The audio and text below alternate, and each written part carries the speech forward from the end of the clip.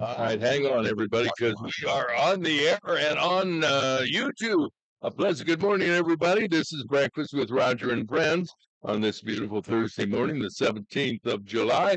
And we have a full studio this morning, a great show on tap for the next 3 hours. So hope you stick around for all, or at least some of it, on our program. And that includes introducing our special, wonderful co-host, Dr. Gene Sidler. Good morning to you, Gene.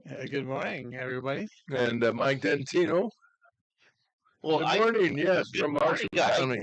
He gets to be a wonderful co-host, and I'm just a good morning. No, I said, okay, I used the word plural, co-host. Now, I want to take my, well, I don't have false teeth, so I can't take them out and reset them. Anyway, good morning to our wonderful co-host, Mike Dentino. Thank you, Roger. Good morning. Louis Linder, who's the electronic engineering brains behind this program, has joined us as well. Good morning, Louis. That's not a tough task, though, Roger. Yeah, I'm taking up space. You got to realize the brains of this organization is not at a very high level. So we'll appreciate any help we can get from Louis. And then, believe me, I do appreciate there's been more than one morning when things haven't gone right. And that's why I do notice, Louis, that you now have an answering machine. In other words, I don't answer. Yeah. And Terry Crowley. Good morning to you, Terry. Co-host as well. Good morning. On the program. And we have a lot of things that are on the agenda for this morning, and that includes our CPA and tax specialist, Matt Waugh from Gordon Stockman & Waugh will join us. And we will talk by phone with the mayor of Pekin, Illinois, Mary Burress. A lot of good things happening over in, do you remember what they used to, years ago, what they used to call, and keep it clean, Pekin? Yeah, the Chinks. Right. Well, that's one, but that isn't what I'm referring to. Oh, I'm sorry. Yeah, but you're right. You are sorry. And no, you're right. They used to call the high school the Pekin Chinks. That's right. The Chinkry. Yeah. Where they skated. But there was another name for Pekin. Name for Pekin? Yeah. And it was actually 2 words, and both start with the letter C. Any idea? The second word is city, so we'll make that easy. So what did they call Pekin? The what city? I can see by the expressions on your faces. It was known as the Celestial City. I've never heard years ago. Well, I'm sorry that you have moved. I know a little bit about Pekin, because I worked at WSIV in Pekin in the basement of the arcade building, and right across from the courthouse. And those are some of the things that now the news from the Celestial City. And let's see if you remember what the call letters were for the Pekin radio station. Louis will know. No, you don't know that either. Nope. I'm drawing bupkis on this. WSIV. And the acronym was We Serve the Illinois Valley. Just like WMBD, the world's most beautiful drive. Yeah, that one I knew. And WPEO was and is acronym for Peoria.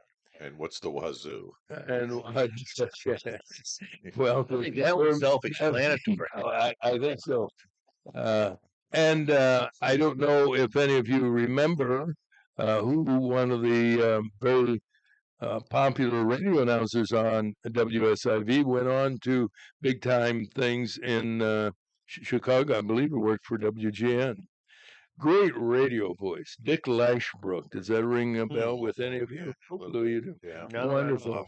And there's another announcer by the name of, I think, Bob Snow, also worked at the Pekin radio station. You see, you guys were young. About Pekin. We're not. Well, I worked there. I didn't live there. I've only been there a few times. I don't know. Well, I had a standing Monday appointment through most of my youth in Pekin.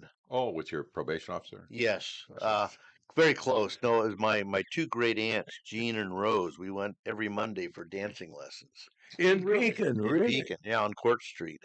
Oh yeah, it's the Yeah. big main drag there. The building they were in was long gone now, but yeah, we would cross the infamous Pekin Bridge that at the time I think was dropping pieces off of it every day. Where was that? The Pekin Bridge. Route Well, 9. Right now, yeah, Route 9. There's a very nice bridge there Yes, now. it is. But the one that was the rickety piece of caca that people The drove what? across What was back that? in the caca. Okay. Yeah, it was in Is the that like ta-ta? ta-ta, yes. Worse. No, there were a popular bumper sticker at the time was "Pray for me, I cross the Pekin Bridge every day." Was it known as McNaughton Bridge? He was the owner of the Pekin Times newspaper. That's the could current be. name. What? Or maybe, yeah, I think maybe that's the current name. current- Well, Okay. that's because it was in Yeah, the I think you beginning. meant the old rickety one. Rickety one was the McNaughton Bridge. Names of notable people from Pekin. Everett Dirksen.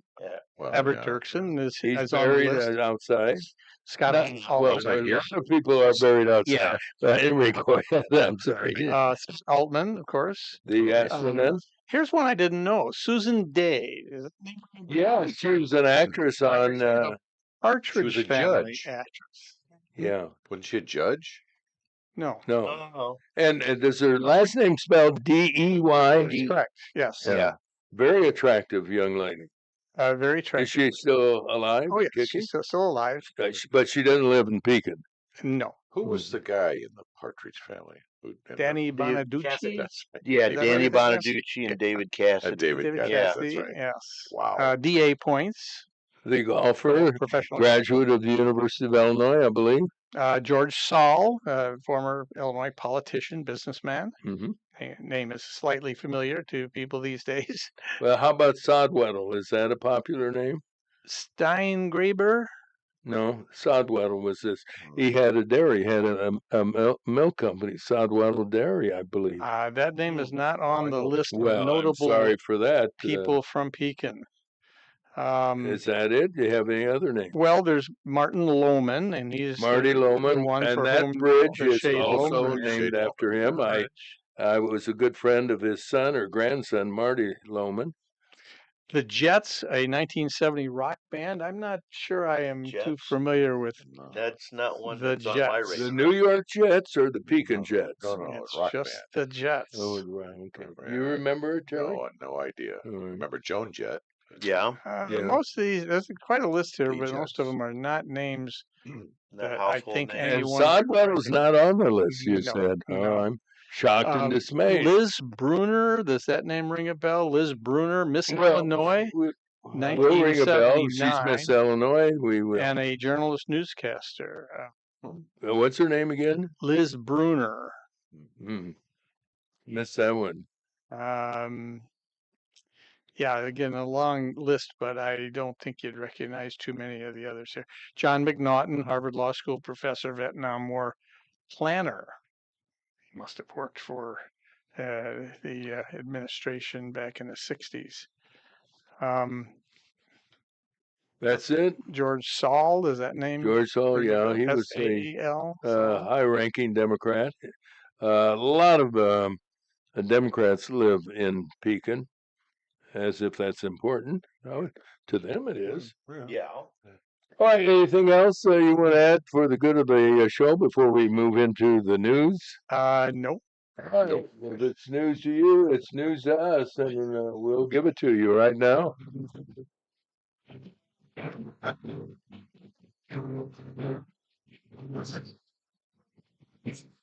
And we'll start with a check of the weather, brought to you by certified public accountant and tax specialist Matt Waugh.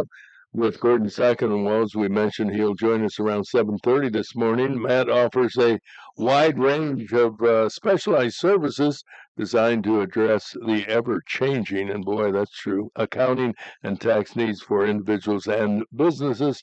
You can reach Matt Waugh CPA at 309-692-4030. Mostly cloudy today. Not bad weather coming up here.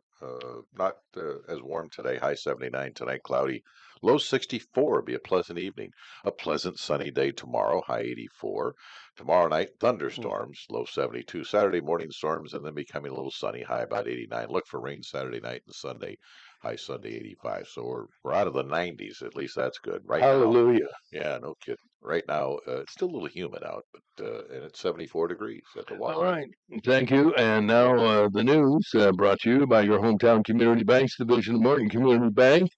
They have convenient and friendly hometown locations, 46 of them throughout central Illinois, providing a variety of financial services. Look for the clock tower and you'll know they have time for you. I love that tagline. Member FDIC. Now, lead story, Mike Dantino. Well, thank you, Roger. Well, the big news of the day is centering on the Republican efforts to reduce the national debt by cutting the costs of some government spending.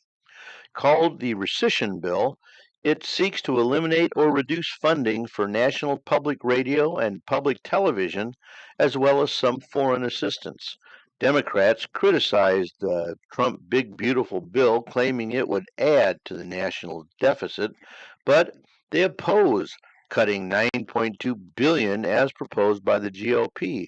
And last night, the Republicans in the Senate approved the cuts 51 to 48. More Biden aides have been appearing before the House Oversight Committee, and all are clamming up and taking the fifth. The lack of cooperation is fueling concerns of a massive cover-up, perhaps one of the greatest scandals in presidential history. Many want to know who was running the White House if President Biden was incapacitated, especially during the last year of his 4-year term. The leading candidate to be the next mayor of New York City was in Washington, D.C. yesterday behind closed doors with congressional Democrats. Zoran Mandani, a self-described socialist, while many others believe he embraces communism, talked with fellow Democrats. None of them were critical, and some praised Mamdani despite his radical views. Peoria police arrested a 17-year-old in connection with a shooting in the area of Glenwood and Ayers on Tuesday night. A 20-year-old man told police a teenager shot at him while he was driving and then jumped into a waiting car and left the scene. The gunman had an outstanding warrant for armed robbery when the police tracked him down. Officers made another arrest around the well-known Lexington apartments this week. The 18-year-old Jonathan Taylor of Chicago was handcuffed and taken to county jail after he was found carrying a handgun in the 3400 block of Fallen Oak Drive. He's been charged with a number of gun violations. The intersection of Knoxville and Ward Drive is considered one of the busiest and most dangerous. Another accident at the intersection yesterday around 2:30 in the afternoon sent 2 women to the hospital. No word on their condition. One of the vehicles flipped over.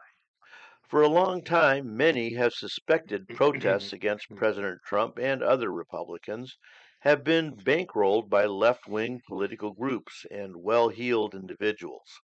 The evidence is clear with the announcement by the CEO of an advocacy group that he was offered $20 million to recruit people for a national rally against Trump. Adam Swart, founder of Crowds on Demand, said that he turned down the offer of big bucks for the organization or from the organization Good Trouble Lives On.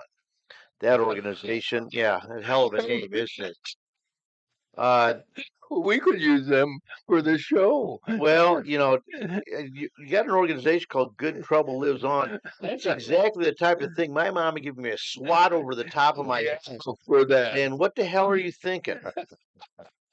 That organization is sponsor of today's national rally against the President of the United States. So, good trouble lives on. Yeah, it's You know, some 20 years ago, if you said that kind of stuff or more, would think we were making things up. well, yeah. But some of the a lot of the things that are going on today in actuality. Well, yeah, it just reminds me of a great line that was uttered by Cher in a movie called Moonstruck, where she slaps Nicolas Cage and says, "Snap out of it." Maybe that's what we need to do with Yeah, Van Damme. yeah, sometimes that's not a bad idea. The revelation is not news to Asra Nomani, editor-in-chief of the Pearl Project. It's a nonprofit initiative he started. Nomani said 198 Democrat organizations funded the No Kings national protest across the country. The group's claiming to be nonprofit for tax benefits. They take in $2.1 billion in annual revenues that's used to pay protesters. Nomani has written a book titled Woke Army, which documents an alliance seeking to undermine civil society. Lovely. Well, another reminder about the Heart of Illinois Fair at Expo Gardens. Plenty to do each day, including today. At 2 this afternoon, the Illinois Toy Fox Terrier all-breed dog show is going to happen. Well, that'll be nice to go to. At 4 p.m., there's a flea market and a fun party. We after the dogs leave, the fleas stay. Okay. Well, now if you run out of fleas for your dog, you know where to go. You know where to go. At 6:30, there's a family-friendly magic show and the Illinois State Pullers. Which Not are what? I'm not The quite tractor sure pull. what they're pull. Oh, the tractor pull. Oh, okay. I'm assuming. No, I was wondering about that Maybe one. it's a dentist. I don't know. Pulling teeth. I don't know. Come one, come all. The Heart of Illinois Fair is all this week through Saturday night. Have any of you received any feedback from neighbors or friends or relatives who have gone to get an idea? Are people actually going to the fair? No, friends of mine that do the magic.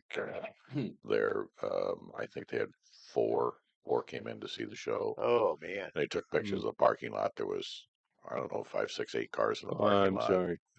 You know, Maybe they should have just up and canceled the whole thing. They said nobody was taking tickets. Nobody was at the ticket booth. You just walked in, but there was just a handful of people in the entire area. That's embarrassing. It was. They sent pictures. It was really depressing. Wow. Yeah.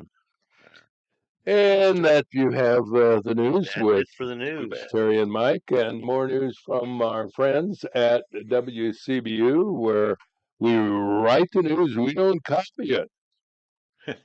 From the WCBU Newsroom, I'm Ben Howell. A partnership between OSF Healthcare and Meridian intends to bring pregnancy and postpartum healthcare to mothers facing barriers to access. The new maternity care mobile unit will bring treatment services to patients where they are in the Peoria area and other central Illinois counties. Meridian President Crystal Gary points out that 34% of Illinois counties are considered maternal health deserts. So when the opportunity came to partner with OSF with this mobile OB clinic, we really thought that it was a win-win. OSF Digital Care Women's Services Manager Kate Johnson says the van will offer sonograms, vaccinations, blood pressure checks, and other services. A split vote of the Peoria Public Schools Board of Education turned down a new walk-through metal detector system at the district's 3 traditional high schools. Board member Brenda Wilson was among the 3 voting in favor of a 4-year subscription for the Evolve equipment and technology. We're going to spend $32.33 to make sure that guns aren't getting into school with our babies. And I know that my substitute students are not my babies, but I love them just the same. I just love not doing their laundry. The vote to decline the bid came after the measure was tabled at the July 1st meeting. Several members sought comparative information on other metal detection systems. After nearly 2 decades, air passengers across the country no longer have to take off their shoes at security checkpoints. That includes at Central Illinois Regional Airport, where Marketing and Communications Manager Melissa Beavert says passengers found the 9/11 era security measure to be a hassle. Anything that is going to give the perception for passengers that they are going to have an easier pass through the security checkpoint is going to be a positive thing for people. The Transportation Security Administration abolished the shoes-off rule last week. And Republican State Senator Chris Balkema is running for re-election. Balkema won a special election last year in the 53rd District, a large, mostly rural district north of Bloomington-Normal. It stretches from the Peoria area on the Indiana border. Balkema opposed the governor's $55 billion budget, which passed in May. I'm Ben Howell. Well,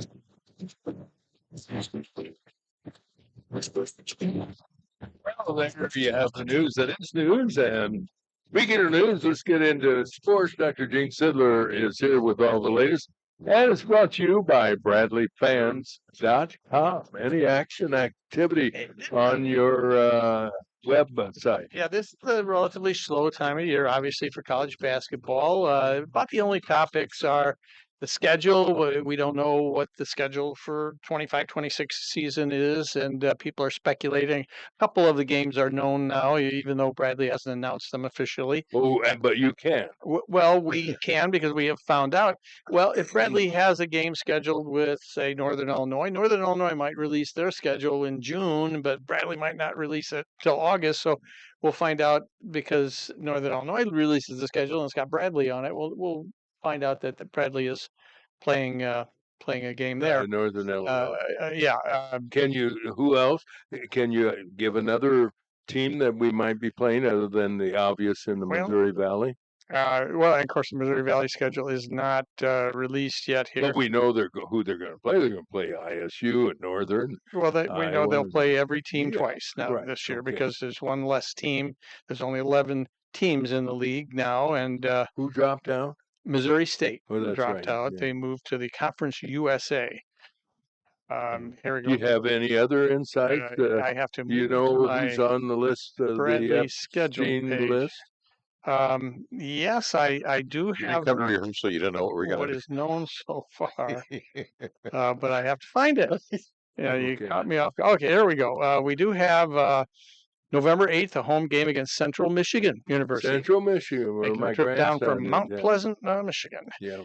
They are in a tournament November 24th through November 26th in Orlando. In the they will play the games at the Disney World Resorts sports They have a complex. gym down there? They do. They have a large arena down there. They play a tournament there every year. This one is called the Terry's Chocolates Tournament. Terry, I didn't know Terry Gross. Oh yeah. Are these the ones that are the dates that help you? Yeah, I was going to make a big announcement later, but Gene just blew it. It's a British chocolate firm. It's those guys too. Through Europe, but they're trying to make a headway in the U.S. And maybe I'll try to get some Terry's chocolates and bring them in. They're supposed to be terrific. Are you going to the game? Are you going to Orlando? I haven't made a decision yet. I may go. It's November 24th, 25th, and 26th. Bradley will play 3 games against Liberty, Princeton, and Rhode Island. Well, they could walk away winning it all. Well, those are all pretty good teams. Princeton is good.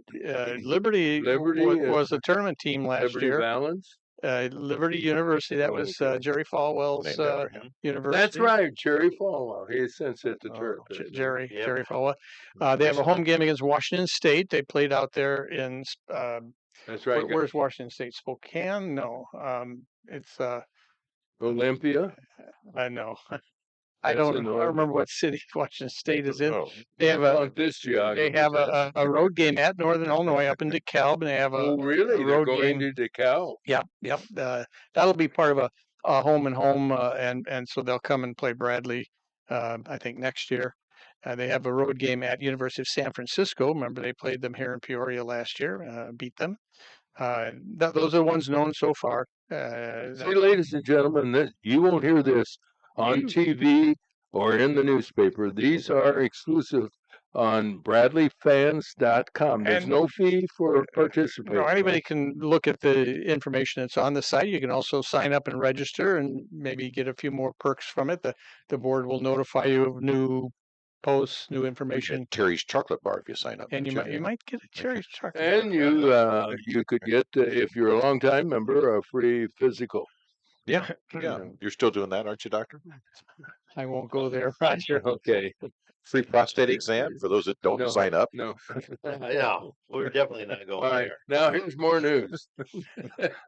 The area of interest mostly is recruiting, and we do have lots of recruiting information because that, as you mentioned, Bradley can't comment on recruits until they are officially But you can't. signed to Bradley, but we can, and we find that information out through numbers of sources, and we have lots of names that Bradley is recruiting. And in fact, just this week they've offered scholarships to 3 or 4 new players for the class of 2026, all very good players. So Yeah.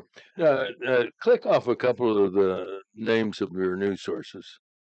of the new recruits or the new coaches. No, where you're getting your It's news. snitches. We do have a whole Who are new the coaching snitches? staff, essentially, except for Brian Ward. Yeah, isn't that something? Every one of his assistants left this Left. year Is that for good other news? jobs. Well, it's kind of good. You hate to have them all leave in the same year. Yeah, on the same bus. But every a successful program generates interest in your assistant coaches, and so Jimmy Foster, longtime assistant with Brian Ward, even when he was at Wisconsin Green Bay, he is now at Colorado State. Mike Bargan, who was also a longtime assistant, even when he was at Wisconsin Green Bay, he's the top assistant at Indiana now for Darian DeVries, who was the former Drake coach. You remember Darian DeVries? He moved. Yes. He moved to West Virginia. Was only there for 1 year, and now Indiana has hired him as their head coach. We have an assistant coach by the name of Bobby Suarez. He's new. Alan Hansen. Brian Jones is back. He was an assistant for 2 years, left for a couple of years, and now he's back. Cameron Street, he was. Geez, how many coaches are there in basketball? It used to be you could only 5 have 3 players, isn't there? assistants. Now you can have up to 5. So Bradley has 5 assistant coaches plus a director of basketball operations that they So just hired from Texas. Each From starter gets his own Texas coach. El Paso, Austin Cox. He's here, moved from University of Texas El Paso, and has just started work at Who- Bradley. I have a question for you, and that is, who is the main recruiter? You know, we had this kid from Manual who was one of the nation's top recruiters at Kansas. I don't know where he is now, but is there one person? I know everybody recruits. Jerence Howard was from Central, Peoria Central. Oh, Central, wrong Yeah. school, Roger. But yeah, he's at Texas now, last I heard. But so he was the chief recruiter. Do we, of the names that you just mentioned, who's the responsible primarily for recruiting? It was a combination. Mike Bargan was the official recruiting coordinator, but the guy that actually did the most work contacting recruits was Pat Altoff. But they're both gone. They have both taken jobs elsewhere. So now it is a combination of Bobby Suarez and Alan Hansen, the 2 new guys that have just come in that have been really busy working the phones and attending these summer events. There are summer events all over the country where high school and junior college kids can display their skills for recruiters from colleges all over the country. And so Bradley's made lots of new contacts and, as I say, handed out a number of scholarship offers this week. Is there anyone responsible for going overseas and recruiting as we have done with a couple of kids from the Netherlands? Oh, we've had probably more overseas recruits than any other school in the conference. Yeah, Luc Van Bray was from the Netherlands. Malave Leon, all-conference player, was from the Netherlands. And we've had players from France and Brazil. Max Icono was from France. We've got an Italian kid that's on this team right now, Timothy Vandernap. How do they get these kids? Well, the previous coaching staff, and that may be a little bit more difficult now since they've all moved on, except for Coach Wardle himself, had a lot of contacts in Europe, scouting agents, basically, people, because you can't make trips over there, to see kids very often, obviously. Bradley has made in the past a few trips to Europe to observe a player, but and they've even brought them over here to work them out and see them here. Rink van Maast was from the Netherlands. Yeah, is he still at Nebraska? He's at Nebraska. He tore his knee up again. He did that in and when he was in at Europe. Bradley. Well, and so he had to redshirt his first year at Bradley, but then turned into a terrific player.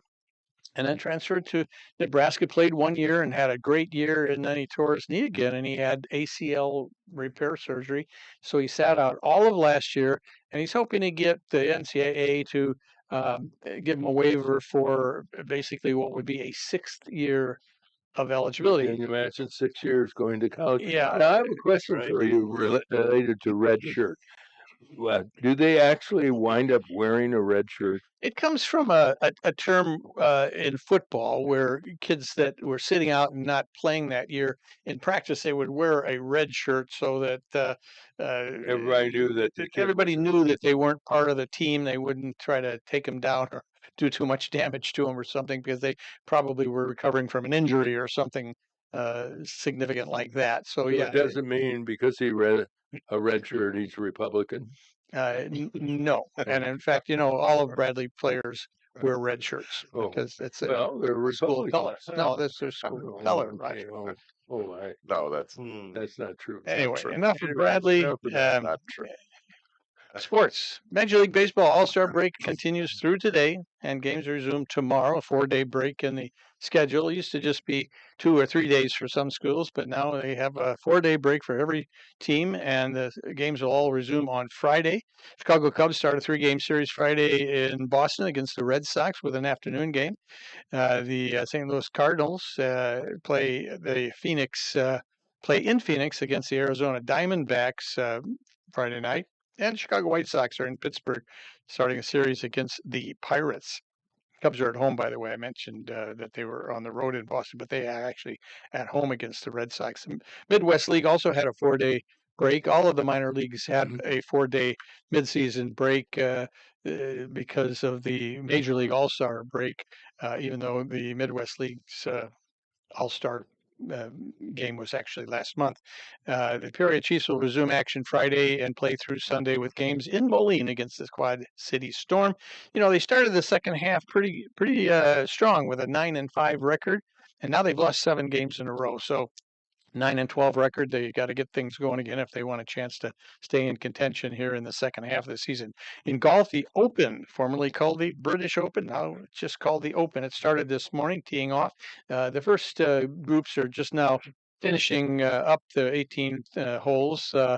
Since they're 6 hours ahead of us over there, the tournament is underway at the Royal Portrush Golf Club in Portrush, Northern Ireland, is where that is being played this weekend. And NBA news, Commissioner Adam Silver says the NBA will taking up the subject of expansion. Now, he didn't reveal any timeline for any decisions, and he didn't reveal which cities might be considered, but most people think that the cities most likely to be considered are Seattle. Seattle once had the Seattle Supersonics, but they're now the Oklahoma City Thunder. San Diego, which is the largest city in the U.S. that does not have an NBA team. And Las Vegas, which, of course, has turned into a great sports city. They've got an NFL team. They've got a NHL team. They've got a major league team coming in a couple of years. The Oakland A's will be settling in Las Vegas. Is it one of the fastest growing cities? It is one of the fastest growing cities in the country. Yes, yes.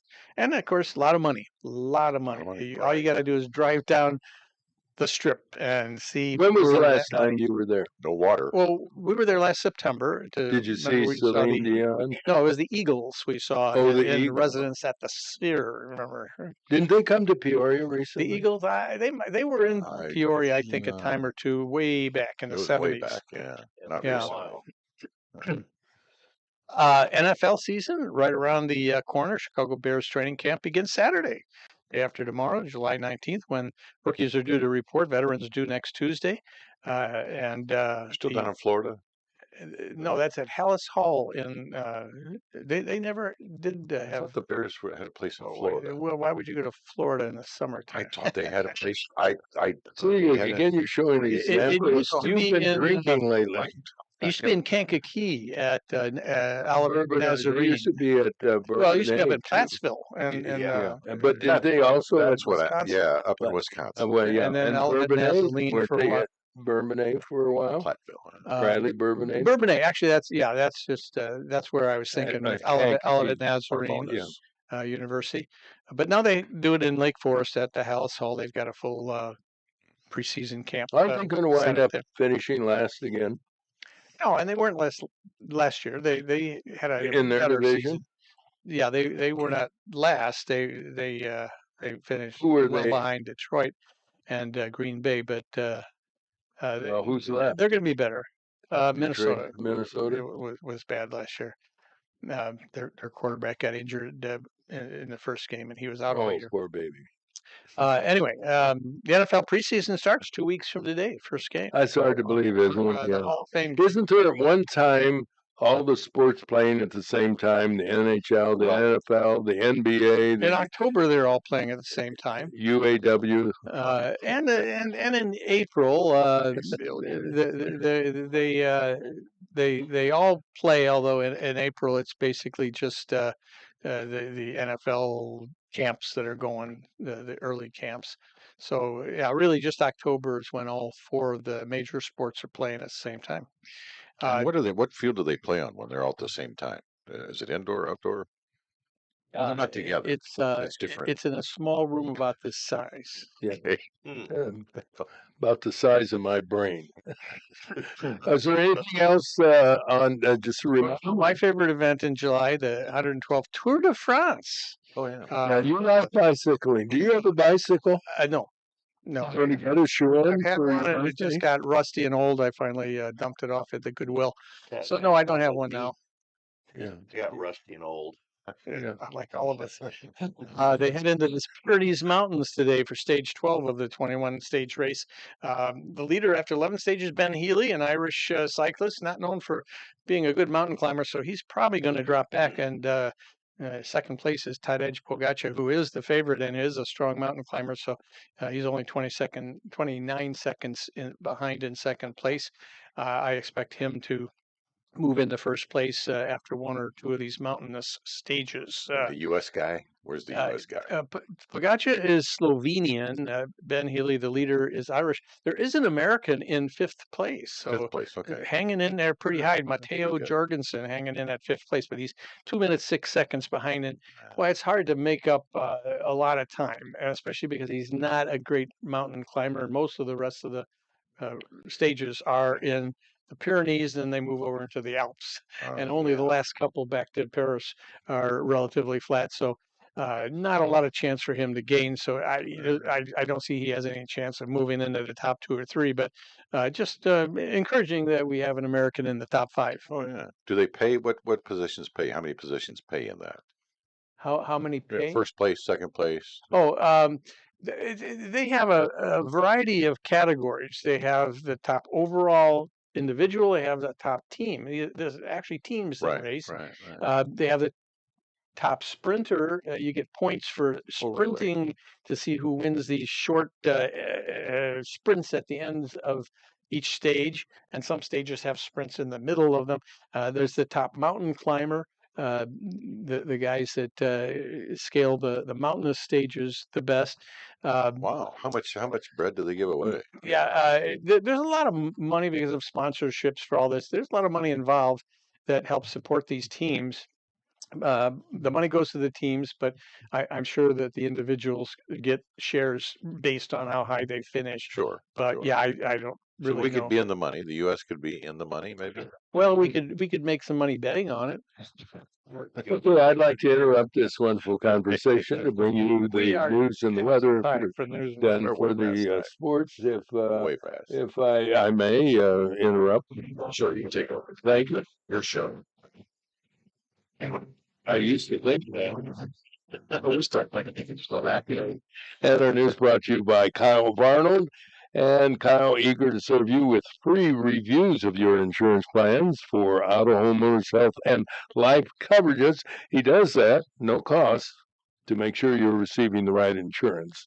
There's no obligation for this free service, and you can reach Kyle today at 309-682-0519. Now with the news, Mike Contina, ladies and gentlemen. Thank you, Roger. Well, our lead story this morning centers on Republican efforts to reduce the national debt by cutting the cost of some government spending. Called the Rescission Bill, it seeks to eliminate or reduce funding for the National Public Radio and Public Television, as well as some foreign aid. Republicans want to cut another $9.2 billion. Democrats are opposed. And it passed last night. Absolutely. What was the vote? I think it was 51 to 48. Yes. The leading candidate to be the next mayor of New York City was in Washington, D.C. yesterday behind closed doors with congressional Democrats. Zohran Mamdani, a self-described socialist, while many others believe he embraces communism, talked with fellow Democrats. None were critical and some praised Mamdani despite his radical views. Peoria police arrested a 17-year-old in connection with a shooting in the area of Glenwood and Ayers Avenue Tuesday night. A 20-year-old man told police that the teenager shot at him while he was driving and then jumped into a waiting car and left the scene. The gunman had an outstanding warrant for armed robbery in November of last year. Officers made another arrest around the infamous Lexington Apartments this week. 18-year-old Jonathan Taylor of Chicago was handcuffed and taken to county jail after he was found carrying a handgun in the 3400 block of Fallen Oak Drive. He's been charged with a number of gun violations. The intersection of Knoxville and War Memorial is one of the busiest and most dangerous in Peoria. Another accident at the intersection yesterday, around 2:30, sent two women to the hospital. No word on their condition. A vehicle rolled over in this accident, say investigating police officers. Many people have suspected protests against President Trump and other Republicans have been financially supported by left-wing political groups. It appears to be true with the announcement by the CEO of an advocacy group that he was offered $20 million to recruit people for a national rally against Trump. Adam Swart, founder of Crowds on Demand, said that he turned down the offer of big bucks from the organization Good Trouble Lives On. That organization is a sponsor of today's national rally against the President of the United States. The revelation was not news to Azra Namani, editor-in-chief of the Pearl Project, a nonprofit initiative he started. Namani said 198 Democrat organizations funded the recent No Kings national protest. The groups, claiming to be not-for-profit for tax benefits, takes in $2.1 billion in annual revenues, money used to pay protesters.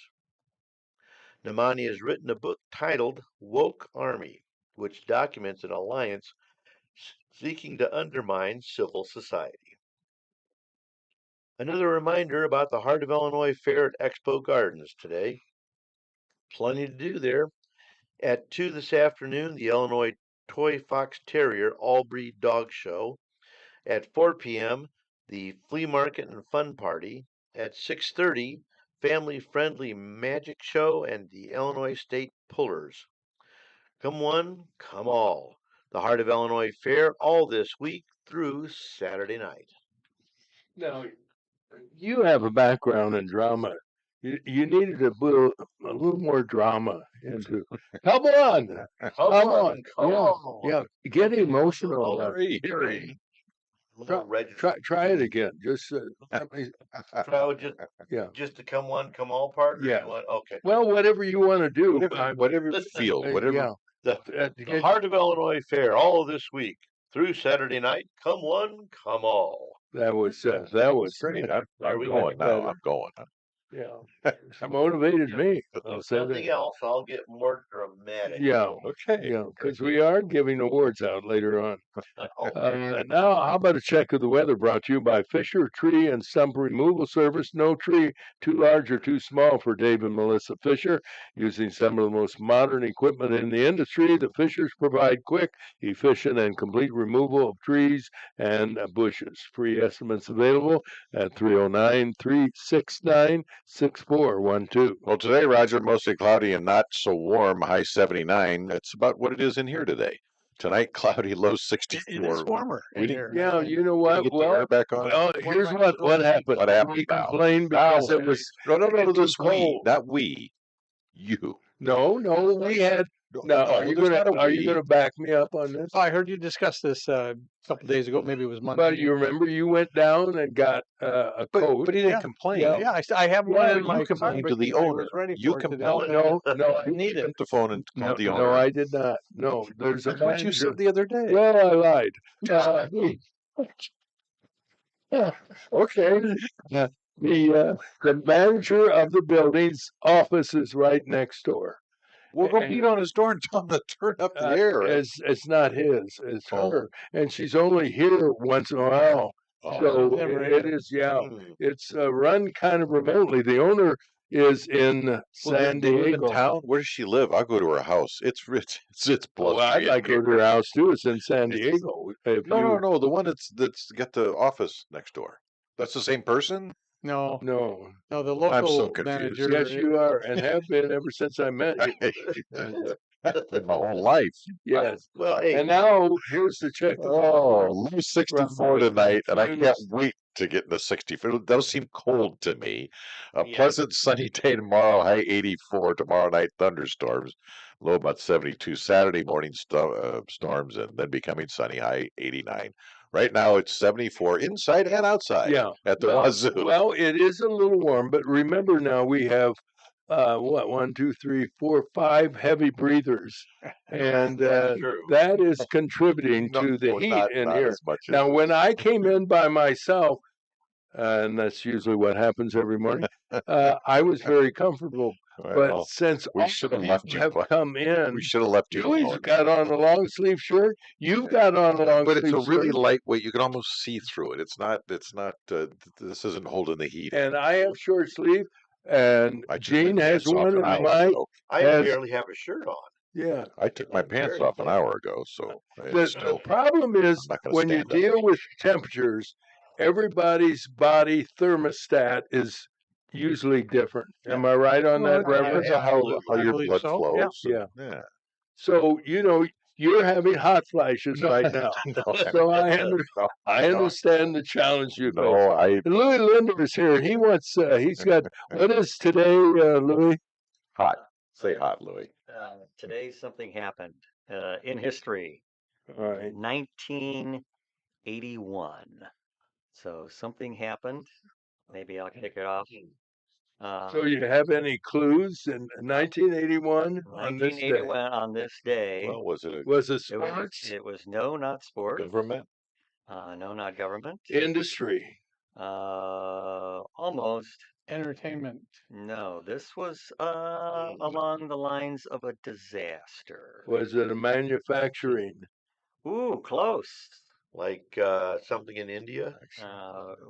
No, in the U.S. Oh, So okay. you could. You know what? I had two people from Kansas City bring that up yesterday, and it has something to do with something collapsing. Am I Oh, right? Yeah, An elevator walk- Was it the we discussed this. was it the walkway in the Kansas City hotel You got it. collapse? You got Very it. The good. collapse. Okay. And where? Dr. Siddler got it. Kansas Kansas City. Kansas City. It was Missouri. City. Kansas City, Missouri. This Really? was the Hyatt Regency hotel, J.B. Pritzker. and this was in Nice try. Is he connected Kansas to City. Hyatt?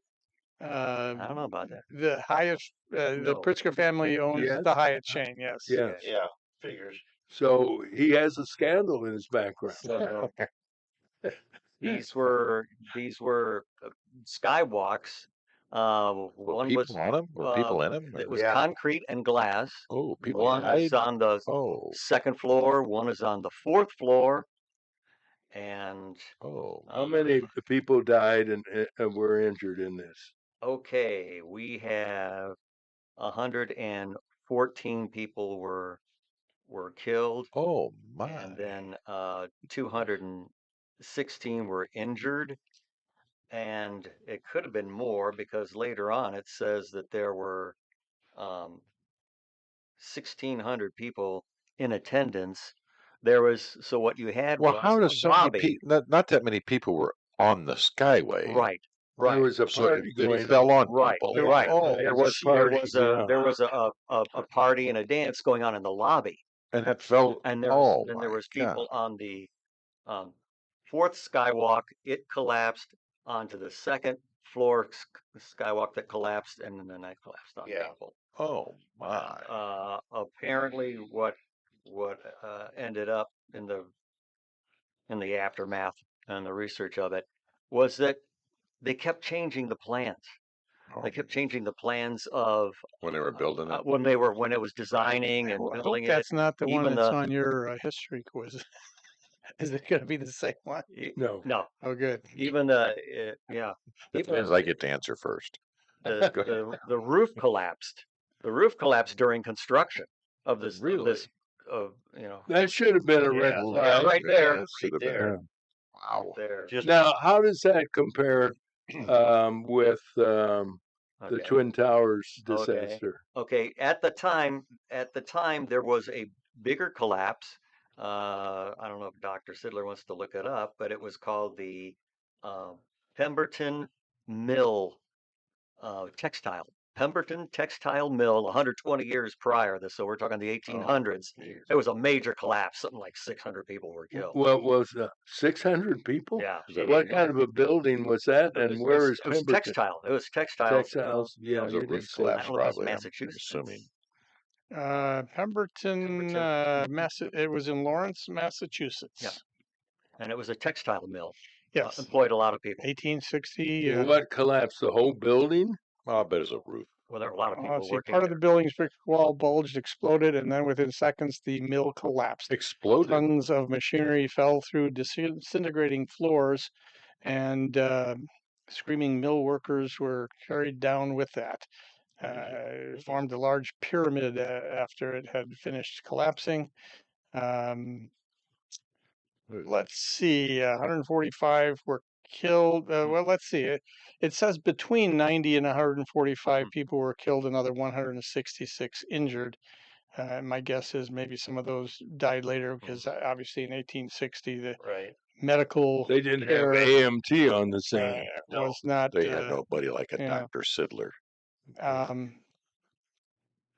Yeah, looks pretty bad. Keep in So- mind back then you didn't have electrical, so you've got these plants being run by large steam powered engines that are run by boilers that at that time when they're talking about an explosion, that's a boiler explosion. Yeah. So that was the number one Disaster. disaster Mhm. until the skywalks. This became number two because not as many people died. And then we it said 20 years later was 9/11. And so that To the day? that 20 became years to the day? well, not to the day, Okay, I but was gonna 20 say, years that's spooky. 20 years later, Oh, the the Twin big Tower collapse, and so that became the number one greatest, and then the Pemberton is number two, but the Skywalks is number three. But the difference between the Twin Towers and the others, that was part of an attack Right. on the right. country by the Arabs. Yep. It's a plane. Anything else to add to it, Louis? That was it. it. I right. remember it. I remember there was all sort of, like, how did this collapse? How did this collapse? Well, The one in Lawrence, Massachusetts, you remember? no. Most of the mill workers were women and children, which is very Back sad. in the days when we used children as Right. employees. Yeah. Well, Similar to the pot farm in California Yeah. using kids. And of course, the governor defended that. All right, then stick around, Louis, because you can participate on this day in history, July 17th, 1945. Who was president at that time? That's not Truman. the major question. Truman, yeah. Okay, and he had a diary. I don't know whether you knew that or not. I certainly didn't know that. I thought when you grew up and you were an adult, you didn't write the Gotta write diary that about who you were dating and who Right. snubbed you and so forth, but apparently Harry did. By the way, what's the middle initial stand for? Harry S. Samuel. Truman? I don't know. Isn't It is Samuel? I don't know. I don't have the answer, Oh. but I thought I'd ask. At any rate, he wrote in his diary about what? I don't know why this is a this day in history question, but that's what it is. Well, let's see. Well, it's something important, I guess. Mary, you don't refuse to talk to me or come to my tea party? No. You remember his Best wouldn't. daughter's name and what was she known for? Because somebody criticized her, and he daughter? lost it. Harry Truman, yes. Oh, His wife was Bess, right? yeah, right. Bess was his I wife. don't know his Was it her daughter's name. singing? Pardon? Was it her singing that they criticized? Either that or her piano playing, or Yeah. maybe both. But what do you remember her name? Started with the letter M. I have no clue. Married. Wasn't it Margaret? I don't know. Be Margaret. Look it up and see if I remember right. I I didn't take privilege. Margaret Truman, yes. Yes. Anyway, By the way, can I interrupt you just to tell Yeah. you what the S stands for? And if you guys want to guess, you will never guess it. Oh, really? Yeah, he said Samuel, So that's that's overruled. I'm going to Sylvester. say Sophocles. Sylvia. We can stop guessing because you will never guess this. His S actually does not stand for anything. Anything. It was He had just no middle name. S. Yeah, That his is middle that name was S. Yes. really. It was an abbreviation to honor both grandfathers, one of them whose name was Anderson Ship Truman, and the other was Solomon Young. So the That's S was to interesting. honor both of those grandfathers, and so it was just S. Really? I didn't remember that. I didn't. Yeah. I think Where is his presidential library? What city? Independence, Missouri. isn't it? Independence. Yeah. Well, it looked kind of strange having on your license, Mhm. Yes, just S. Yeah. Yeah. Why would you put just there? You know. I don't know. Oh, back to the question. S. Just us. What did he write in his diary? And here's what I'm going to help you out. It had to do with his first impression of a person. Bess? His wife? No. Mhm. Think about the time and the year. Yes, this was shortly after the end of the World War II. Yes. Was it another politician? Yes. Was it an American? No. Was it Harry? Was it Churchill? No. Churchill might have been gone by then. Churchill didn't make it to the end of the war. Who was in Russia at the time? That was Stalin. Stalin? Yeah. Is that your answer? Well, it is. You're hesitating. I can't give you a grade if you stutter and stammer. I know. Yeah. I'll say there's something to do with Lenin. With Lenin? Or no, I'm Stalin. Sorry. See, that's why I was pressing you, because you seem to be suffering from anxiety. And you're right. It was Soviet leader Joseph Stalin. And here's what Truman wrote in his diary. I looked up from the desk, and there stood Stalin in the doorway. I got to my feet and advanced to meet him. See how I'm being dramatic, Mike? Okay. I like it. Put out his hand, and I smiled. I did the same. We shook. After exchanging pleasantries, the two statesmen discussed post-World War II policy in Europe. Now, close quote, Truman announced that his diplomatic style was straightforward and to the point, which pleased Stalin. Truman hoped to persuade the Soviets to join the U.S. war against Japan, which would end September 2nd, 1945. In return, Stalin wanted to impose Soviet control over certain territories Japan and Germany had annexed at the beginning of World War II. Truman closed his July 17th entry on a note of confidence. Quote, I can deal with Stalin. He is honest, but smart as hell. Close quote. The two men then kissed. Well,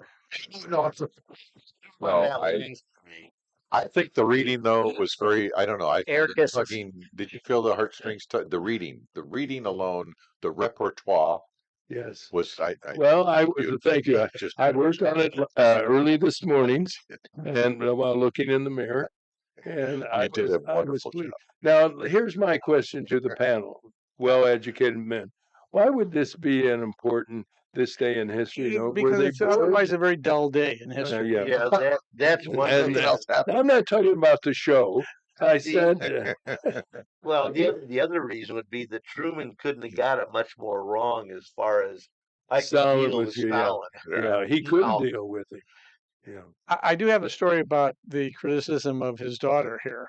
Oh, On December 6, 1950, now this is after he, I think, no, he would have been in the final days of his presidency. The Washington Post music critic Paul Hume wrote a critical review of a concert that had been given by the president's daughter, Margaret. He wrote, Miss Truman is a unique American phenomenon with a pleasant voice of little size and fair quality. She cannot sing very well. She is flat a good deal of the time, more last night than at any time we have heard her in the past years. She has not improved in the years we have heard her, and she still cannot sing with anything approaching professional finish. Wow, that's So terrible. Truman then wrote a scathing response. I've just read your lousy review of Margaret's concert. I've come to the conclusion that you are an 8 ulcer man on 4 ulcer pay. I don't know I what don't know that what means. that means in today's He lingo. didn't either. Obviously, he'd been drinking. It seems to me that you are a frustrated old man who wishes he could have my. been successful. Yeah. When you write such poppycock, as was in the back section of the paper that you work for, it shows conclusively that you're off the beam and at least 4 of your ulcers are at work. Someday I hope to meet you. When that happens, you'll need a new nose. Oh, no, seriously? There's a lot of beefsteak for the black eye and perhaps a supporter below. Seriously? That's it. What year was that? This was December of 1950. Oh my God. Pegler, a gutter. Pegler. This was apparently another writer at the Washington Post. Pegler, a gutter snipe, is a gentleman alongside you. I hope you'll accept that statement as a worse insult than as a reflection on your ancestry. Oh boy, that was Well, quite an exchange. I got to give Truman high marks Yes. for creativity Yeah. and directness. For a man who was roundly derided by a number of individuals at that time as being nothing more than a failed haberdasher, he is. Yeah, I mean, this man's ready to go to the mattresses for his kid, Yeah. and for that I applaud Yeah, him. I do too. Yeah, and it just shows you Donald Trump isn't the only one in presidential history who lashes out at the media. That's right. They kind of think he's the only guy who ever did that, and we know quite to the contrary. Harry Truman could hold his own for Absolutely. those. And so, Ken Lee, as we move at the top of the hour to news, weather, and sports on WAZU FM 90.7 in beautiful Peoria, Illinois. Stay tuned. And also on YouTube. So happy to see everybody this morning.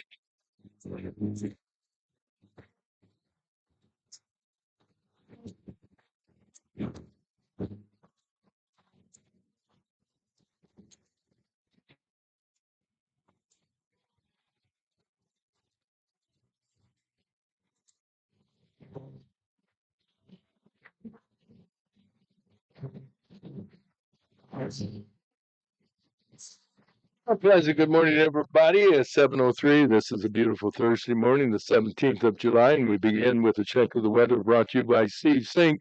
He's a managing partner with PHX Affiliates. He's been around as a business broker now for more than 20 years. He works with clients for the sale or purchase of a business. This guy knows business. Steve Sink, a neat guy. PHX Affiliates. You can reach him at 309-696-8508. Mostly cloudy, not as hot today, Roger. High just 79 tonight. Nice night, cloudy, but low 64. Pleasant, sunny day tomorrow.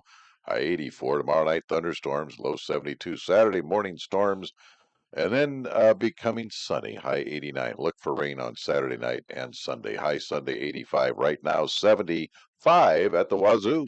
And now a check of the news with Terry and also Mike Dentino, brought to you by Sam Lilly and Associates. Sam is the Dean of Independent Insurance Agents. He can help you whatever your insurance needs are, and you can reach Sam Lilly at 309-245-4374. Now with our lead story, Mike Dentino.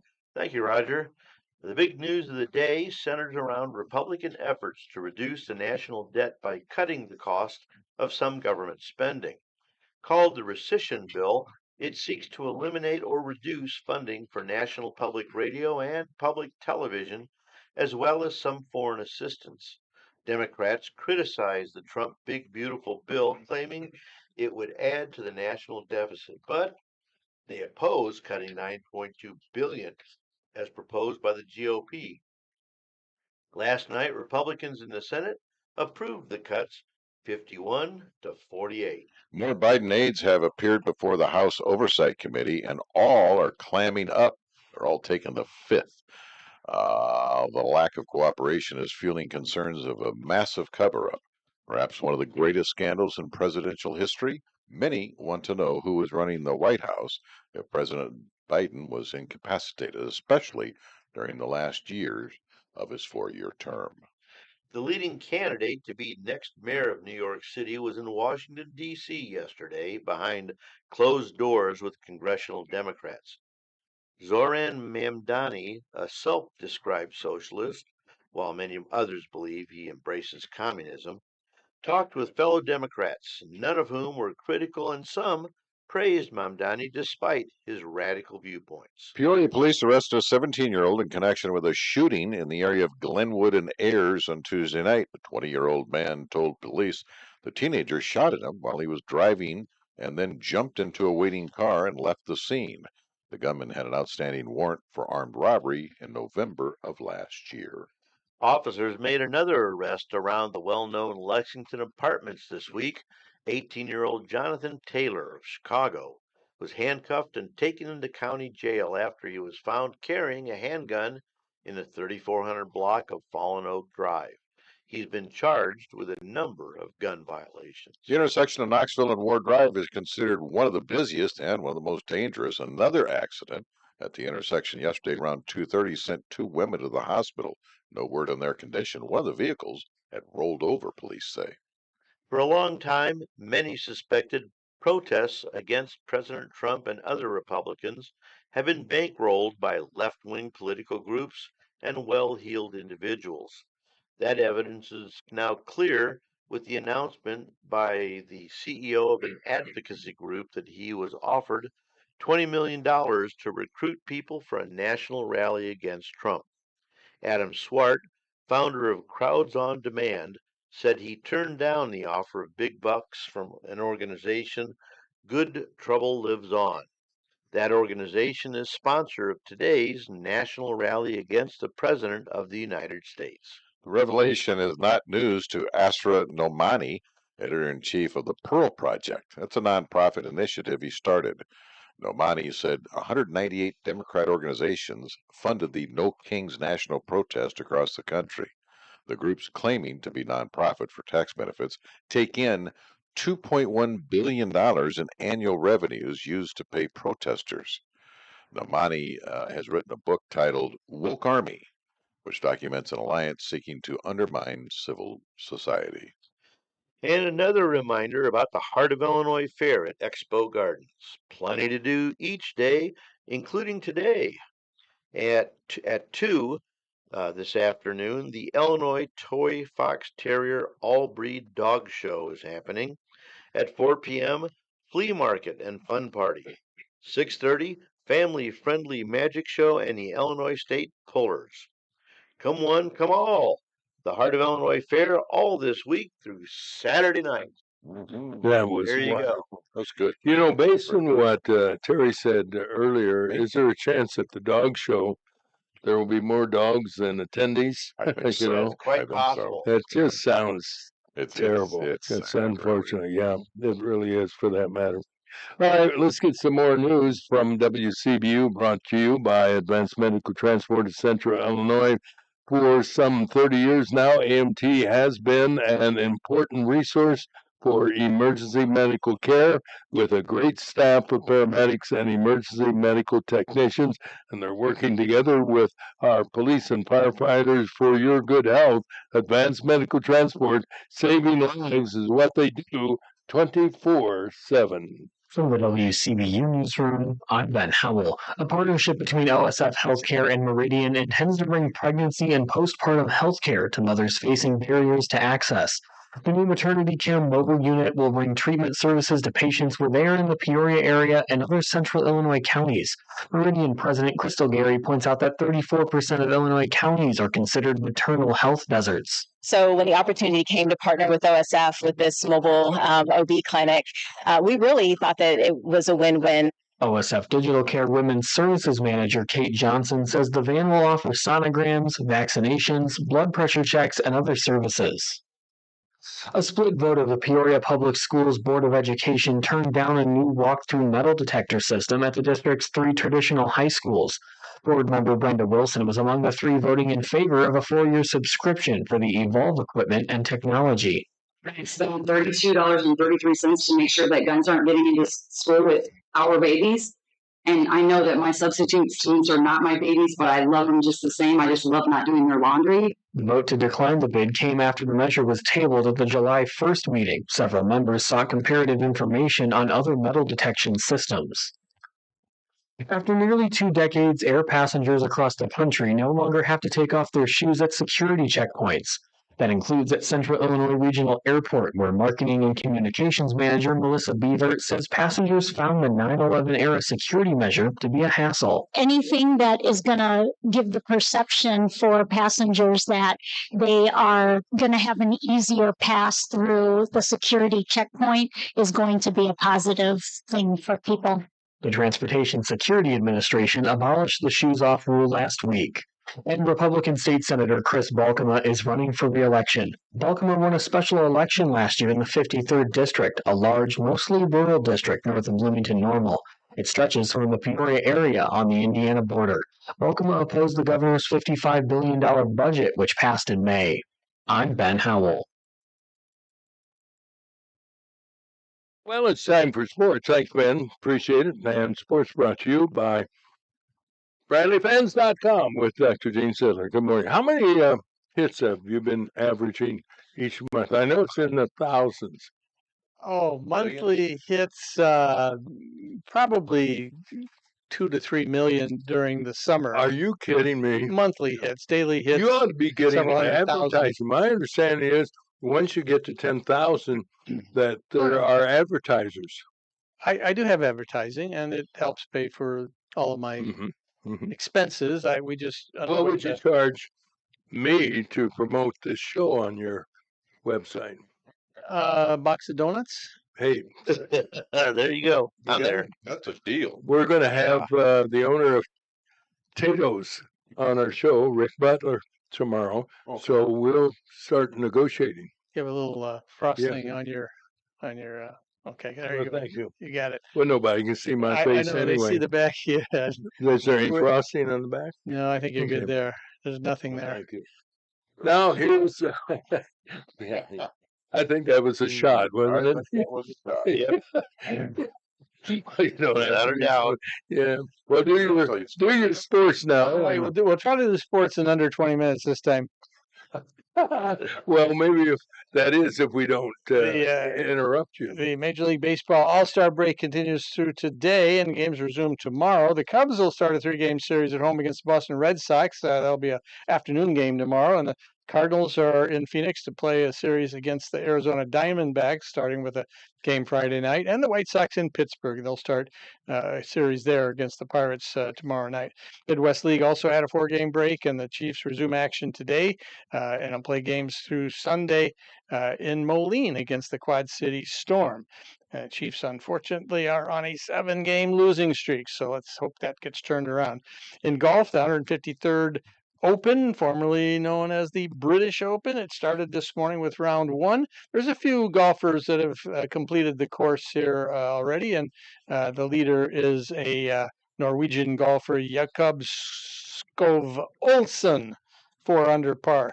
But lots is going to change because there's still about 150 golfers left to finish their rounds in that tournament here for round 1. we'll have more updates on that later. It is in Royal Portrush Golf Club in Portrush, Northern Ireland, is where the British Open is this year. NBA news: the NBA looks like it's considering expansion. The teams that might be considered are Seattle, San Diego, Las Vegas, possibly some other cities that might be named at a later point. The Tour de France is underway, about halfway through. Stage 12 is today of the 21 stages. Leader after 11 stages, Irish cyclist Ben Healy. But as they head into the mountains, this stage today heads into the Pyrenees, which is the mountain range that separates France from Spain. That does tend to change a lot of the rankings, so we'll have some update on that. And the NFL season right around the corner. The Bears training camp opens Saturday. Rookies are due in, and then the veterans arrive next Tuesday. The first NFL preseason game is 2 weeks from today. The first regular season game is 7 weeks from today. With as bad as some of the Chicago teams have been, White Sox, Bulls, Bears, Blackhawks lately, maybe the Bears, I think fans are looking forward to because they have acquired a number of new players to bolster their offensive and defensive lines, some good draft picks, and hopefully with the development of Caleb Williams, their young quarterback, we will see a better season this year than in the last few seasons. So that is it for sports. Let's see, where did the Bears finish last year? Next to last. Let me see if I can. I thought they ended last, but you said Minnesota was last. I think they were. They were all. Yeah, they were last. Yeah. They were 5-12, last in the NFC North last year. I would see them improving, to tell you the truth. Detroit is outstanding. Green Bay is always all they need to do is throw their helmets on the field, and they use it. But did the Bears beat Green Bay? They beat them once, I think, out of the two games last year. Yeah. I don't. Let's hope there's a resurgence in the Bear organization, like there's been in the Chicago Cub organization. But I'm afraid they're more like the White Sox. Yeah, the last game of the year on January 5th, they beat Green Bay 24-22. There you go. There you go. You bet. All right. Welcome to the hour number 2 of Breakfast with Roger and Friends. I have a question for the distinguished panel this morning. The idea that the President of the United States, as part of the 250th anniversary, started July 4th, and it's going to kind of continue till July 4th of next year, which is the actual 250th anniversary of supposedly the signing of the Declaration of Independence. Of course, as we know, we've talked about it before, it probably wasn't actually signed on July 4th, but that's the date everybody celebrates. Yes. Right. What do you think of the president's idea to hold a big wrestling match on the grounds of the White House? I think I saw something about that. There has been in the past some previous president that held some sort of event on the White House lawn. Wrestling. I don't remember what it was. But the question is, what do you think about that idea that apparently is going to take place? It's going to be really popular with the WWE crowd, without a question. But I don't know. I mean, I think it's silly. I'm ambivalent about it. It's like it seems more of a publicity stunt than anything else. Well, that's his big buddy. Or is he own part of that? Dana White. Dana White. No. Dana White. That's a WWE wrestling, right?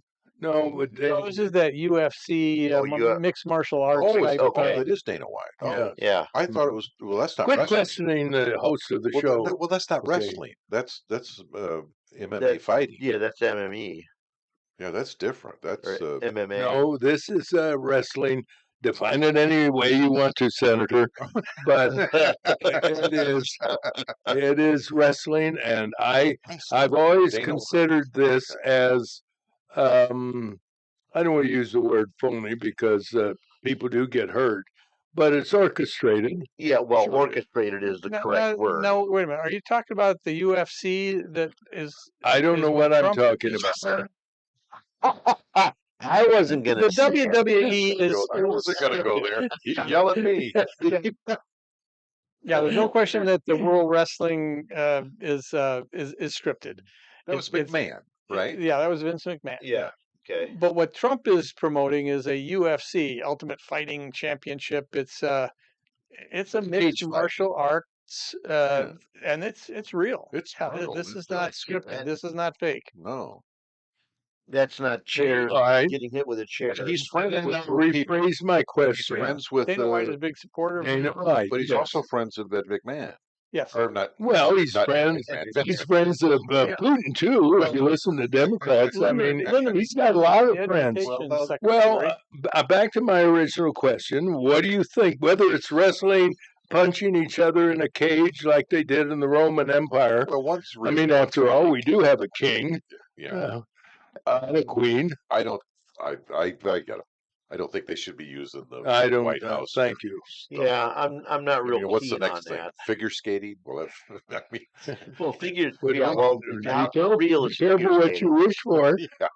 I don't think. we What should do you use think, Gene? You usually answer a question by giving the history of very everything. diplomatic, yeah. Yeah. After the history, what is your opinion? Is this a good idea for the use of the White House grounds? We know that the White House grounds, speaking of history, have been used for lots of events. Eisenhower used to hold little golf events on Yeah. the White House lawn, and of course, there's always the Easter egg roll, Easter egg and the roll. That's Christmas right. tree lighting, and all the events. That they makes hold. a strong argument. But Excuse the has turkey. anybody ever held a spectator-attended sporting event? No, those were all by invitation only. Yeah, were they pretty not? much, Yeah. exactly. They expect to put up temporary stands that sell tickets. Hot dogs, up they to sell hot dogs 20 and soft or beer. drinks. probably will. Yeah. They expect to host up to 20,000 You're spectators kidding. Oh. and hold and apparently all the top UFC fighters, men's, women's classes, different weight classes, all want to be part of this. Sure they do. Yeah. So I think it probably will take place, even though there's a lot of hurdles still to go and there's a lot of opposition No, to it. hurdles are in track. They throw those in the cage. Okay. Focus, Roger. Are these okay? Now this is a cage, though, right? Is this the one where it's like a trampoline? Yeah, it's Yeah. an octagonal That is brutal. cage type. That's a brutal. And there's punching and wrestling. I mean, it's You can see that Saturday night on Main Street in Peoria. Come over to my house. I forgot to take out the garbage. Yeah. Well, what do you think? So far, you've given a lot of circumstantial evidence, but what's your ruling? Because Trump usually gets what he wants, and Yeah. he very much wants this to take place. Proposed time frame is sometime next year, so we're probably looking at 9 to 12 months or something before this would Probably actually in take July, place. a nice summer night. Yeah, who knows what the exact time frame is, but yeah, they're talking about next year sometime. I think it will take place again, although there are a lot of people opposed to it. Oh, sure. Most, It's a big payback to Dana, I think. To Dana White. yeah, You know. and it will make money for some people, and they yeah, are probably yeah. people who are donors to Trump. So that's Yeah. part of the Oh, criticism it's a money thing. Big time. is that he's doing it to promote his own fundraisers. Have you heard what Democrats are doing in turn? The night they hold that, they are holding at Madison Square Garden a wrestling match between Jerry Nadler and Rosie O'Donnell. If they're still alive by then. Yeah. Well, that might be well attended. Oh, I think it would. I know this. Whoever goes down will not be able to get up without help. Yeah. Well. I think Whoopi's going to be involved in that somehow too. She's the official. She's going to. Yeah, she's going to be the referee. Yeah. Oh, that figures. Yeah, I don't that'll think work. They should use. Well, I brought up this event because I hate to see the grounds turned But into. this will be a unique occasion. 4th of July, 250 years since the Yes. founding of the United States, and as Trump said, in a speech, I guess, when he was in Iowa, said that all the national parks, battlefield, historic sites are going to have special events in honor of America 250. Um, he thinks that having the UFC fight for 20 to 25,000 spectators is a great idea to help celebrate the nation's founding. Well, what's more patriotic than a couple of guys just beating the hell out of each other? Absolutely. I mean, Yeah. Yeah. Well, you know, how we it's, got there, right? Yeah. yeah, you know, There was a time during the early stages of the presidential campaign that Joe Biden said that he could take Donald Trump. I think what would be Yeah, that's more right. patriotic is Yeah. to have Trump and Biden square off There you with go. boxing gloves, the big, the heavy kind, so they don't get hurt too much. Do you Yeah. think that would draw? Oh, I And it think would that be that would draw. I think it That would would too. definitely I'd rather draw. see a row of desks and have Trump and AOC and Joe Biden and Nancy Pelosi sit down and take an IQ test. No, we already know how that's going to come out. Okay. No, I think I think AOC and a couple that of was people rejected by the judges. in a cage match. That is what the American people want to see right there. Oh no, you're wrong. What the American people, according to the media, the American people, and I heard a Republican senator say this, I believe from it wasn't Josh Hawley from Missouri. There's a guy by the name of Schmidt. Smith Eric of Missouri. Schmidt, yeah. I think he was the one that said the American people want to see that list. Well, yeah. And we're hearing a lot from the perverts now. For 4 years under the previous president, nobody cared too much whether Epstein committed suicide or was murdered. For 4 years. Now suddenly we want to see the list. Bondi apparently says there's no list. Well, we know And there's what flight you're- logs. Well, that's my point. They've already been released. Yes. And Trump's name is on 2 of the flight logs, but they were flights from New Jersey to West Palm Beach. In other words, he just hooked a ride back to his Don't use home. the word Don't hook. use the word hook. Yeah. That's The wrong plural flights that went to the island, yes. and Bill Clinton's name is on some of those flights, Right. along with a lot of other. So names. what's it? Do you think when they say a list? Do you think that Epstein had a list and said, "Let's see who we can invite because we got a new group of women on the island now"? I think they're trying to indicate that there was possibly he had a blackmail list so he could use for future whatever. But Right. Well, you could do that by memory. You don't have to. Let's see. We've got down here Terry Growley. Oh yes, he has an electrical company and a bowling alley. Maybe I misread this, but I thought Alan Dershowitz first said a couple of weeks ago, yes, there's a list, I've seen it, and now he's backed off of that and he's saying, no, there isn't one. Is that true? Did I I misread? don't hear him saying there was a list. I know he is saying there is no such list. But I think about a week ago, I think he said All right, that because I saw one. Tell us, document that, sir, because No, I you're can't spreading remember where rumor. I read it. It was No, I saw an interview with him where he said that there is a list and it's being suppressed. he said he saw it or something. He's or given something. several theories as to why it's being suppressed and hidden. I don't doubt that there are lists, and if nothing else, there are phone logs. How did people get in touch with Jeffrey Epstein? Christmas cards. No. They had to have called him. His phone had Hey, to have. we're having a hard time Yeah. in July celebrating What our did you say? anniversary. Would What you was her name? like to come Giselle- over? Giselle Ghislaine Maxwell. Ghislaine Maxwell. She's in jail. She would know, Well, wouldn't and she has said that she's willing to give testimony of what she knows about the patrons of Jeffrey Epstein, but for some reason nobody's thought to get her in front of a panel There's something weird there because she's be a sitting in witness. jail. She been to court?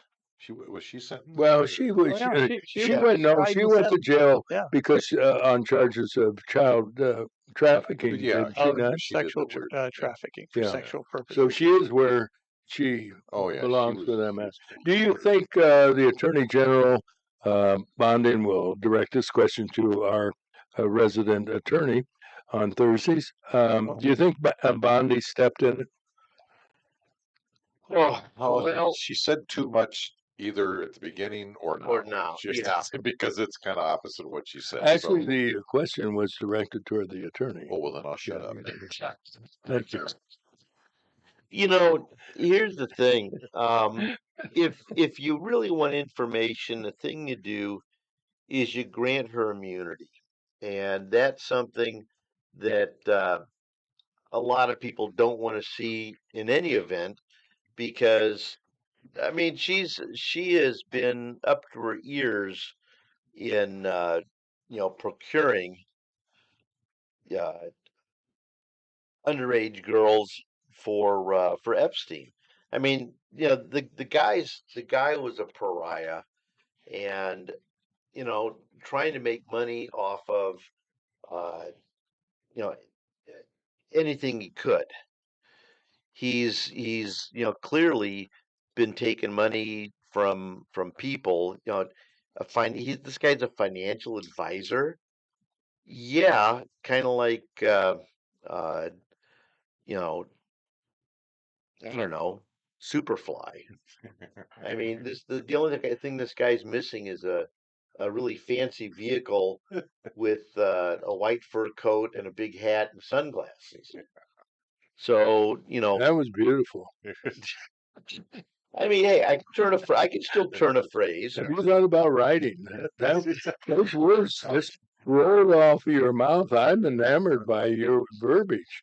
Not guilty. If I were a judge right away, I'd not guilty. Anybody who speak like that is impressive. I mean, come on. Epstein, he made money, and it wasn't because he was giving great advice, great financial advice to people. Uh, the man made money, but I just call me crazy, but it seems like he wasn't making money for suggesting prudential bonds or uh, you know owning condos in Boca to Yeah. make money. And he didn't make money because he was handsome. Well, he was a little goofy. He Yeah. was a little goofy. Yeah. That's what. All right, Matt Waugh, CPA, is here, and he's going to give us an accounting of I don't know what, but he is here, and we appreciate it.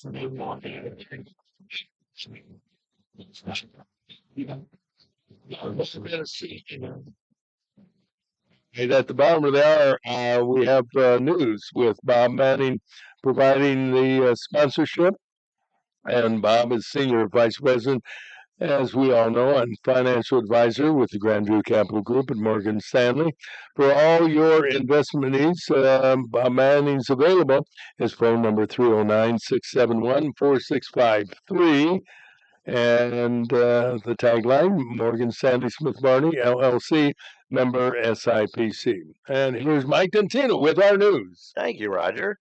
Our lead story this morning centers on Republican efforts to reduce the national debt by cutting the cost of some government spending. Called the Rescission Bill, it seeks to eliminate or reduce funding for national public radio and public television as well as some foreign aid. Republicans want to cut another $9.2 billion. Democrats are opposed. The leading candidate to be the next mayor of New York City was in Washington, D.C. yesterday behind closed doors with congressional Democrats. Zohran Mamdani, a self-described socialist, while many others believe he embraces communism, talked with fellow Democrats, not federal. None are critical, and some praised Mamdani for despite his radical views. Peoria police arrested a 17-year-old in connection with the shooting in the area of Glenwood and Ayers Tuesday night. A 20-year-old man told police that teenagers shot at him while he was driving and then jumped into a waiting car and left the scene. The gunman had an outstanding warrant for armed robbery in November of last year. Officers made another arrest around the Lexington apartments last week. 18-year-old Jonathan Taylor of Chicago was handcuffed and taken to county jail after he was found carrying a handgun in the 3400 block of Fallen Oak Drive. He's been charged with a number of gun violations. The intersection of Knoxville and War Memorial is one of the busiest and most dangerous in Peoria. Another accident at the intersection yesterday around 2:30 sent 2 women to the hospital. No word on their condition. The vehicle rolled over, say investigating police officers. Many people have suspected protests against President Trump and other Republicans have been financially supported by left-wing political groups. It appears to be true with the announcement by the CEO of an advocacy group that he was offered $20 million to recruit people for a national rally against Trump. Adam Swart, founder of Crowds on Demand, say he turned down $20 million. $20 million. $20 million. Could you turn down $20 million? No, probably not. I mean, it would go a long way to financing the barn And the bee business. and the bee business. Yes. That would put me in pretty good shape financially. Yes, it would. And this is by an organization called Good Trouble Lives On. Our theme song. My mom and my grandma would smack me on the back of the head, Gibbs style, asking me, an organization called, Good Trouble Lives On? Yeah, no, sorry. I'd have a knot on the back of my head. That's why I joined Boy Scouts.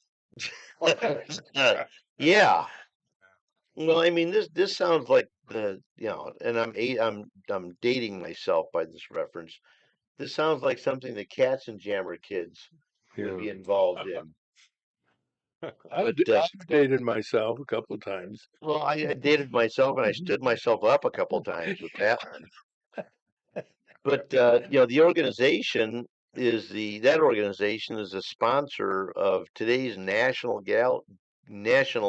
rally against the president of the United States. So, let's see how many things we can drum trouble up with, and I'm sure they'd be willing to sponsor it from the sound of it.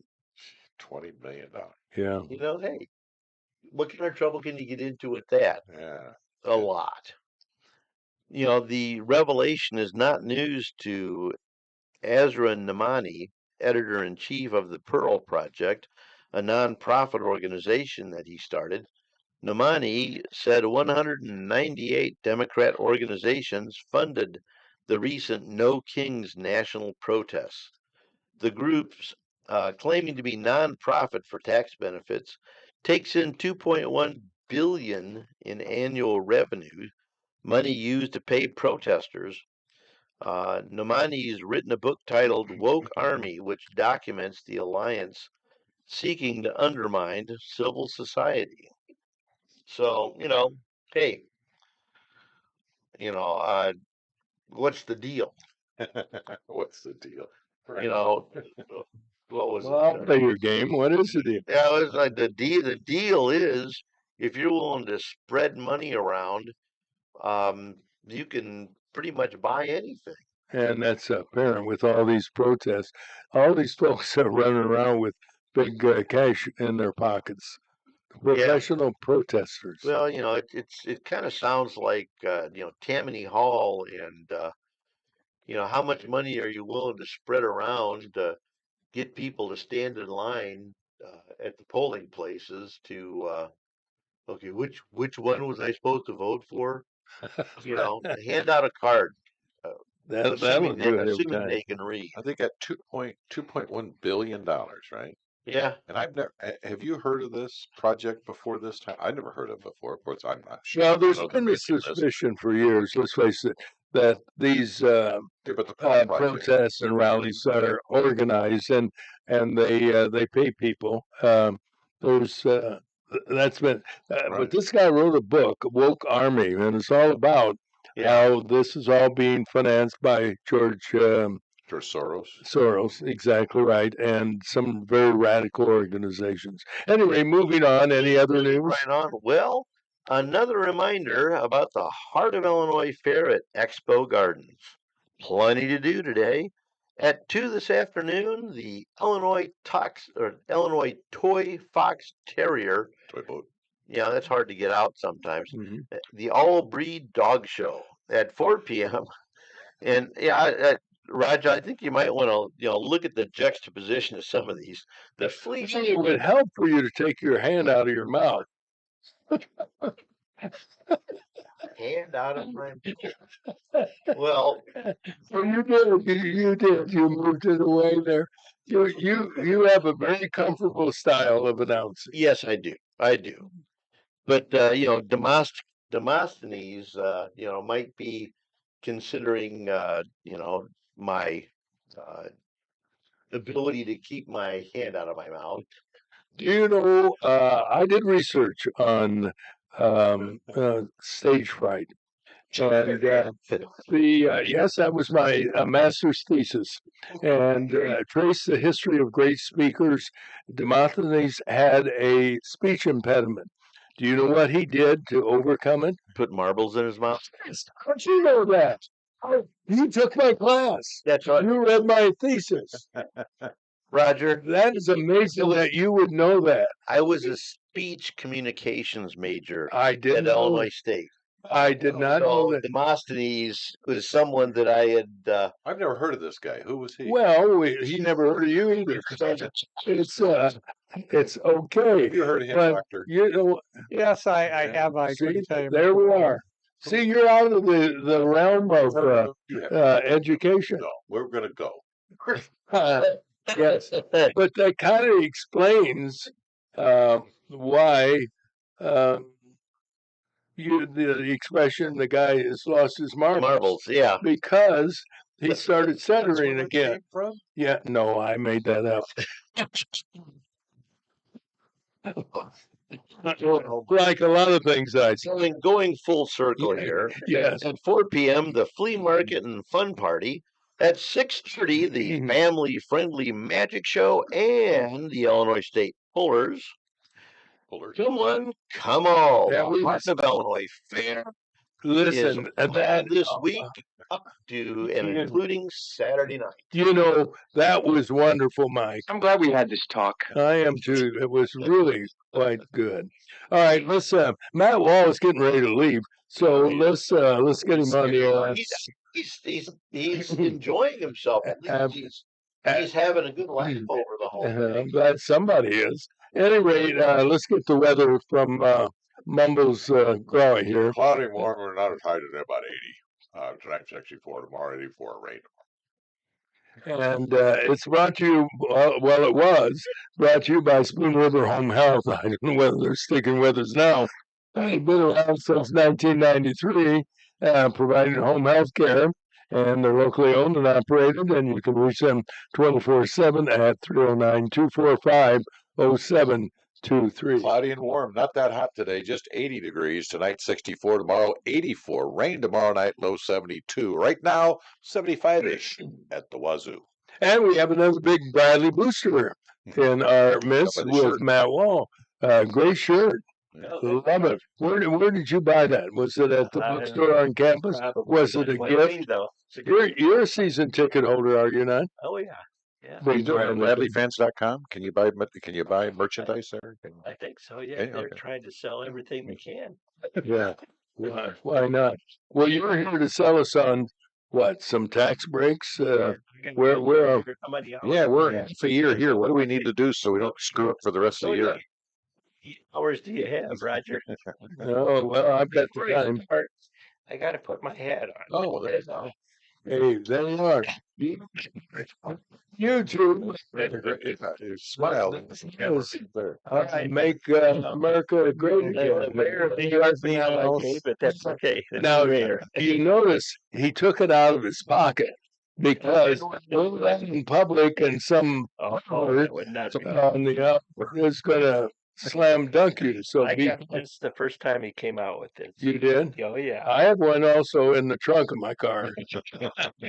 I don't want people to attack the older American. Well, when you, Well, what have you got for our For listeners? the rest of the year, so we don't screw up there. well, So, I'm going to go through a lot of we're stuff about here. half of Most done. of it's great news for Okay. people.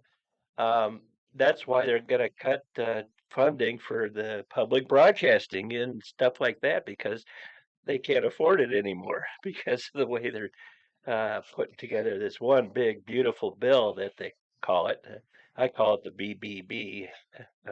That's the short version of it.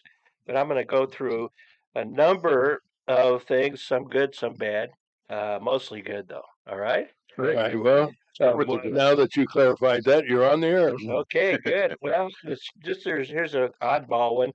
You're going to pay a 1% tax on remittances by money order. If you order a money order or something like that for somebody, 1%. That's not a good one, but that's something that they're throwing in there. I'm confused. Well, that's normal. It's like Yeah, I know. it's like a tax on a money order that you're going to a Who bank uses to get. money orders now? Well, money orders Who or uses a those? cashier check. With all the other stuff No, that's there are still a available. lot of people who use Yeah, money yeah, orders, people who Yeah. don't have checking I accounts. don't think I've ever used a money order. I Yeah, have. some I've of them been do in cashier business in checks. 1945. Yeah, in 1945 you checking did. accounts. You've so. used. You haven't ever used. I it. use We have, but it's been a long time.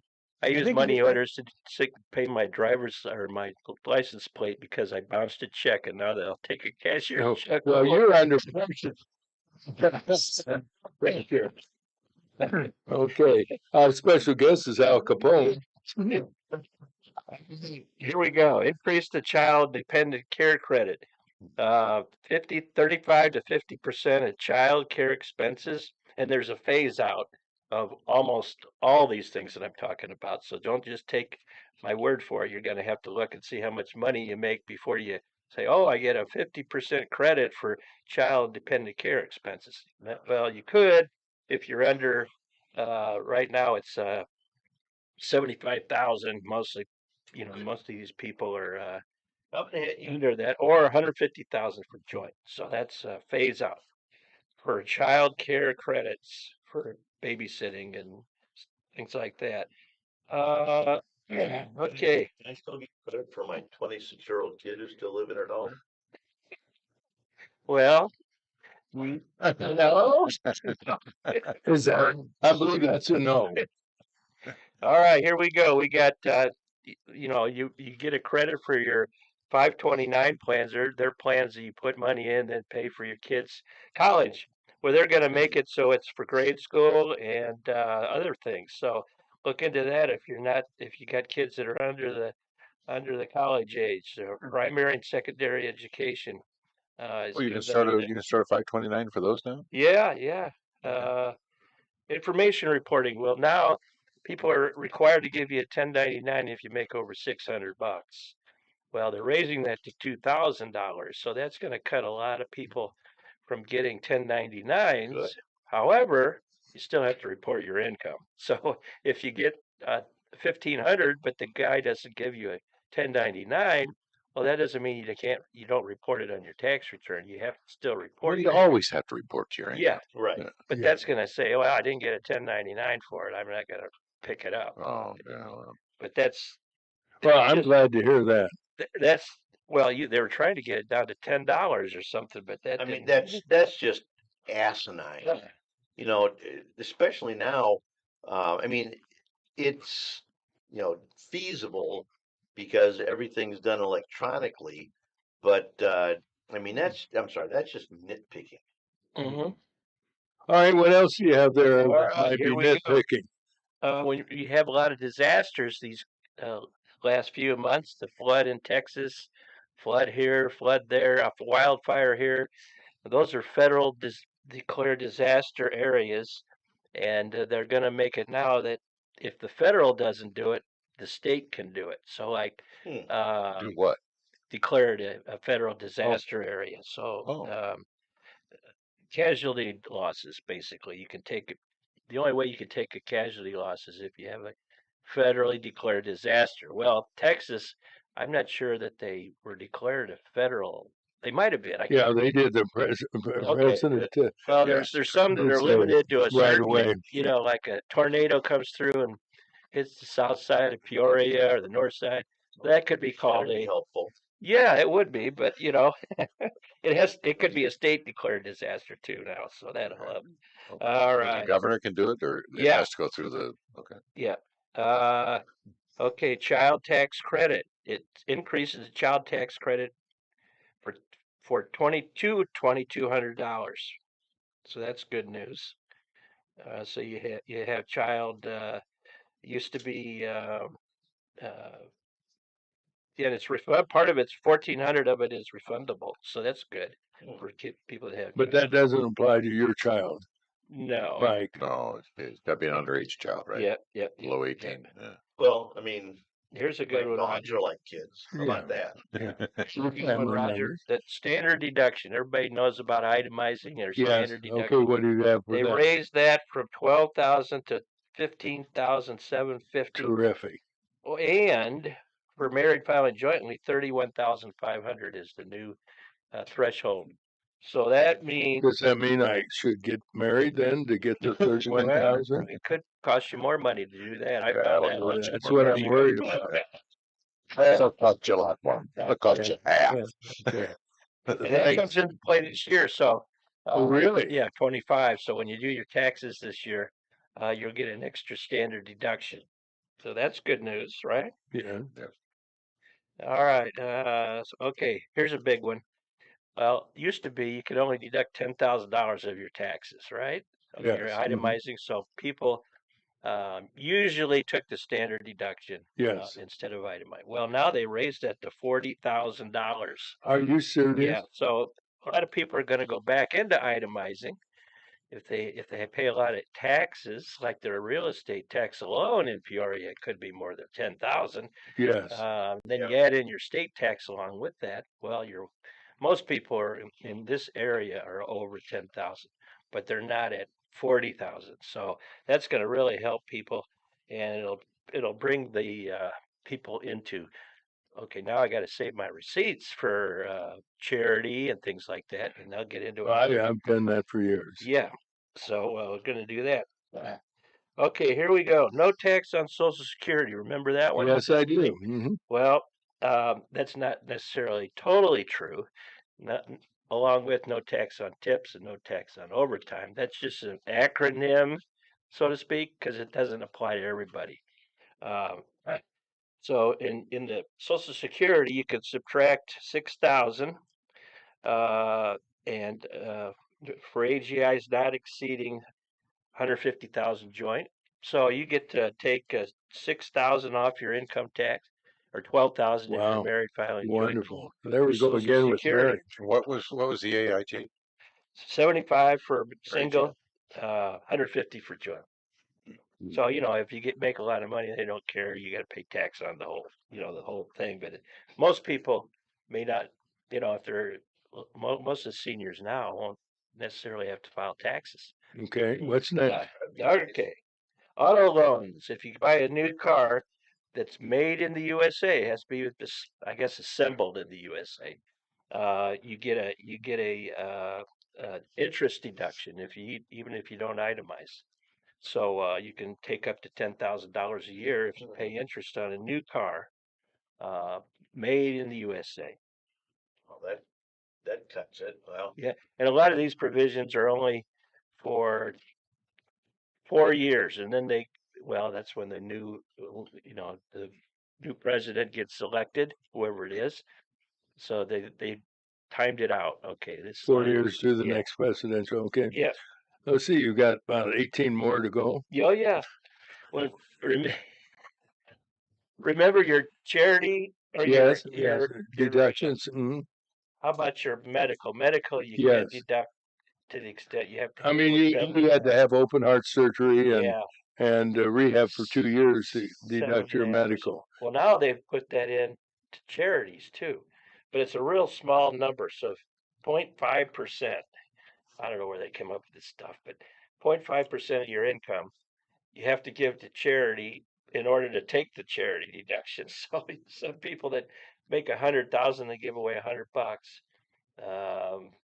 What is that? Is that 1%? No, that's No. 0.1%. Yeah, so that guy won't be able to deduct $100. I mean, this is crazy stuff. But yeah, that'll all Every be. little bit helps. So Oh yeah, that's right.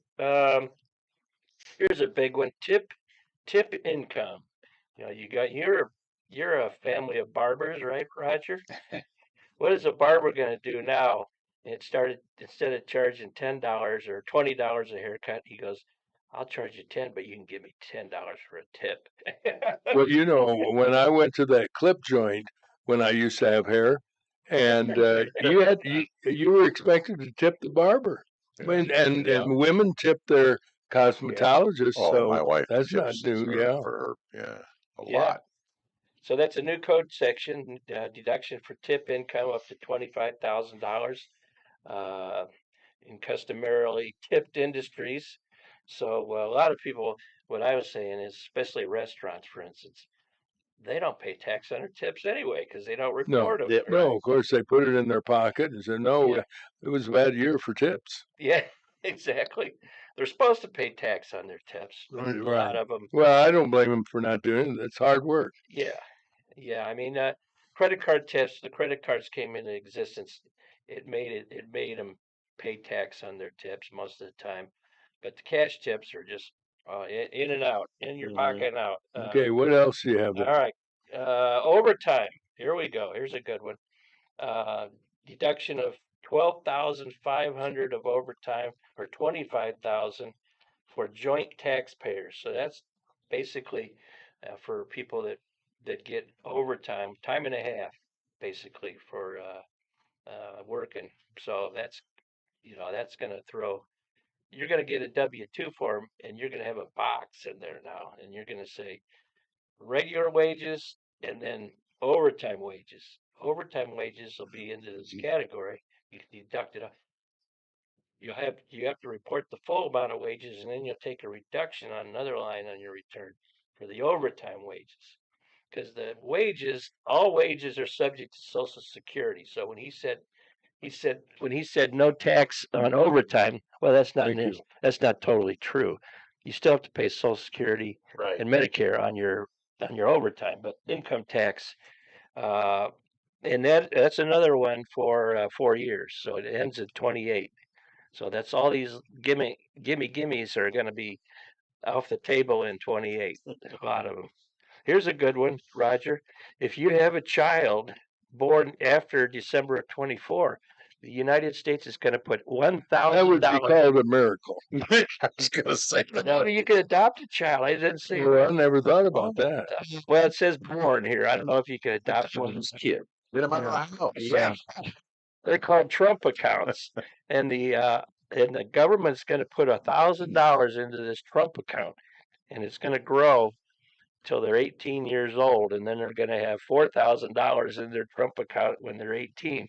Well, that's better than nothing. Yeah, Better than a poke in the eye with a You're stick. exactly yeah. right. And what I'm thinking is, okay, let's file a tax return for your kid now. How else are they going to know? Unless you claim as a dependent, how else are they going to know that they're born? Yeah. And so file a tax return, get that. It's kind of like a few years ago, you got that extra money, $1,400 or whatever it was. Well, that's kind of what this is. It's tax free. What else do you have there, Senator? I got all kinds of stuff. Oh, non-itemizers. Remember, you could deduct some charity, even if you didn't itemize. Well, they're bringing that back, so you could deduct $300 or $600 for joint returns. That's also through 2028. So there's a lot more, but that's the Well, main I'll tell ones. you what, you covered the waterfront. Yeah, there's a lot of things that are going to change. I'm coming to the conclusion that the things that were talked about, and you covered most of them, if not all of them, it's not as big a deal as what it sounded like. Is that a true assessment? Tax on Social Security. Well, it's up to 6,000, 12,000 joint. that's not all your Social Security like you thought it was, right? Yeah. Uh, But on the other hand, don't undersell it either. I mean, no, it's put a lot of people out. deductions that will help people It sounds like financially. it's going to help a lot more probably middle class, huh? Oh yeah, Right. Than No. That was all for billionaires. no, yeah. So yeah. it's going to billionaire. How many billion? The only thing that helped them, the rates went down 2%. So the highest rate in each category went down. That's going to help the billionaires, but all these other ones, they're going to help the common guy that Yeah. works overtime And and about as common as you can get. Matt, can I ask, when the simplification of the tax code came along under Trump's first term, did most accountants see a little drop off in the number of taxpayers who sought professional accountant advice? yeah, Will all these changes now bring back some of those? Because yeah. it's just hoping there's too many things A lot before it. Yeah, especially itemizing, and that knocked off half the people that itemized before, but now, well, maybe I can itemize again, But they did raise the standard deduction, so kind of goes like both ways. But there's all these new areas that if you don't know about, you're losing out on the deductions that you could be getting, and Yeah, it's just like I said, it's too much to remember. yeah, Us old guys are getting too old You're right. to Yeah, adjust to every year. I don't want to read it all and figure it out. Just, And that's why, to be open and honest and transparent, that's why I've used Matt for years. This is above my pay grade. yeah. And what'll happen, Roger, is we'll plug all your numbers in the return, and we'll look at it and go, oh, I didn't know he qualified for that, because the computer will end up. So do you have to doing update that. your software every year with all the? Sure. Oh yeah, they do that with certain. So that that's what we use. costs money. Yeah, we spend about $60,000 a year for our software. No wonder your fee went up. Yeah, and it goes up, every year because it's so expensive to program these things. But I will tell you, his company, they know how to save money because you have solar panels at your building, don't you? Yeah, I just- all the energy things done. They cancel them all out. Solar. You buy a furnace that's high efficiency, gone. Everything. The electric car tax credit. Everything's gone. Solar, wind. Geez, I was going to buy an electric That's car. what Mr. Musk got a little upset about, right? Yeah. Yeah, but the irritating thing about this is what I think you'll see is that now that the subsidies are gone, the price of some of these things are going to drop because a lot of these companies have built in the idea that, Mike, when have you seen prices drop? well, it's supposed to be drop. well, it's supposed to be a free market. Yeah. So sooner or later, one of these businesses has to get it in their head that well, if my price is lower, I'll agree. sell more. Yeah, you're right. Well, don't go away, Matt. We're going to break for the news, weather, and sports. You're having breakfast with Roger and Friends on WAZU FM 90.7 in wonderful Peoria, Illinois. Don't go away.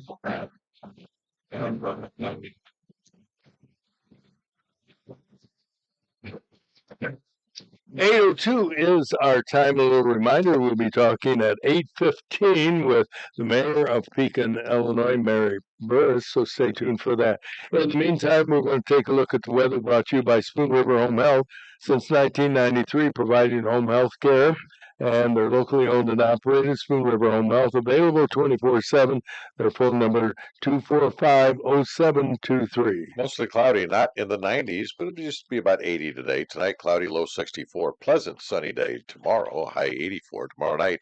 Thunderstorms will be here, low 72. Saturday morning, storms, and then becoming sunny, high about 89. Currently, 75-ish at the wazoo. Hey, thinking about selling or buying your next home? Well, talk to Kathy Reynolds, a brilliant real estate. She's available 24/7 to help you through the process.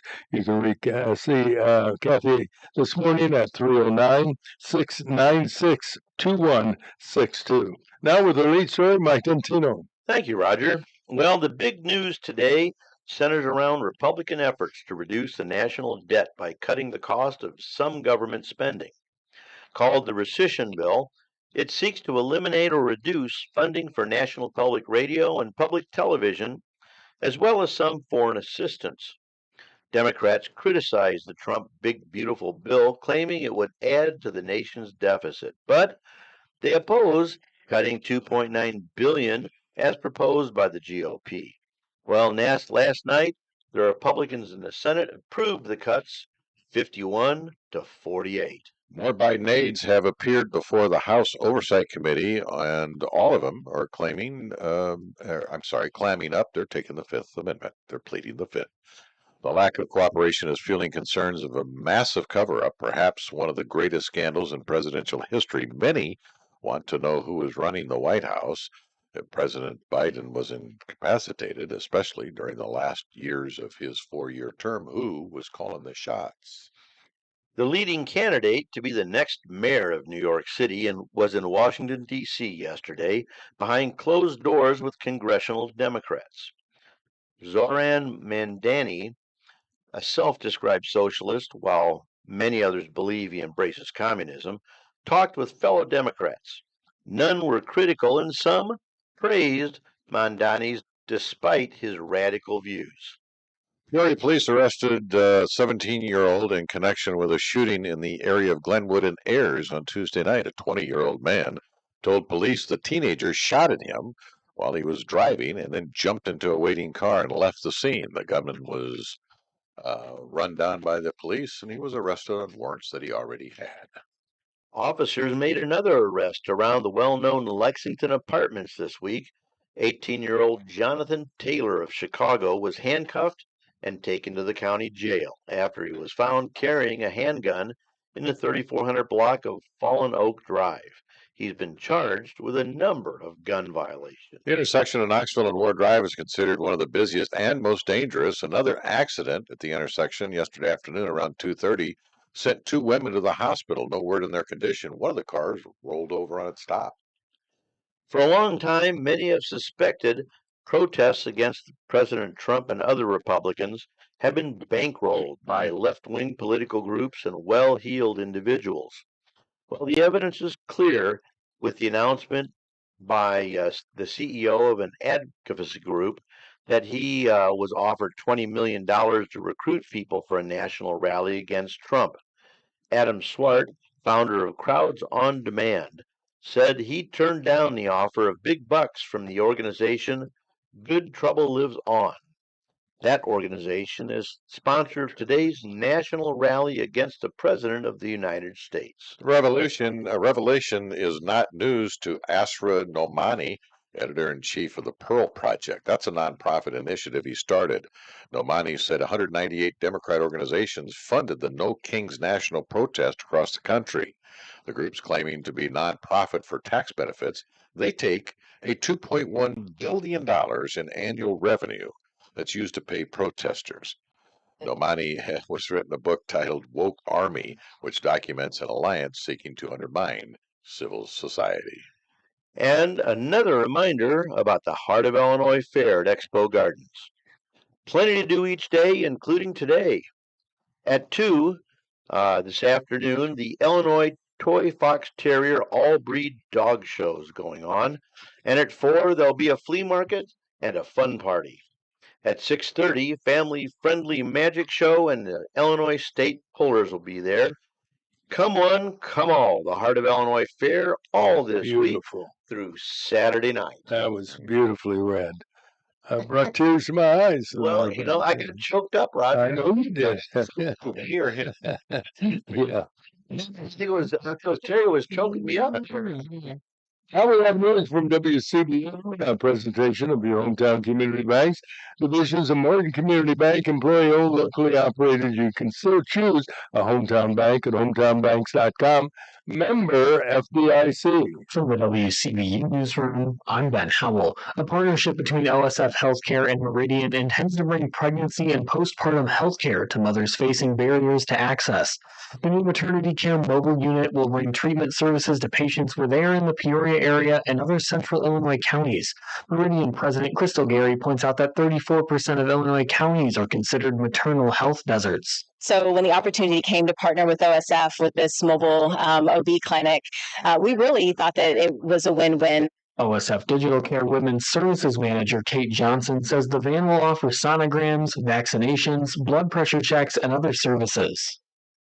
A split vote of the Peoria Public Schools Board of Education turned down a new walk-through metal detector system at the district's 3 traditional high schools. Board member Brenda Wilson was among the 3 voting in favor of a 4-year subscription for the Evolve equipment and technology. We're going to spend $32.33 to make sure that guns aren't getting into school with our babies. And I know that my substitute students are not my babies, but I love them just the same. I just love not doing their laundry. The vote to decline the bid came after the measure was tabled at the July 1st meeting. Several members sought comparative information on other metal detection systems. After nearly 2 decades, air passengers across the country no longer have to take off their shoes at security checkpoints. That includes at Central Illinois Regional Airport, where Marketing and Communications Manager Melissa Beaver says passengers found the 9/11 era security measure to be a hassle. Anything that is going to give the perception for passengers that they are going to have an easier pass through the security checkpoint is going to be a positive thing for people. The Transportation Security Administration abolished the shoes-off rule last week.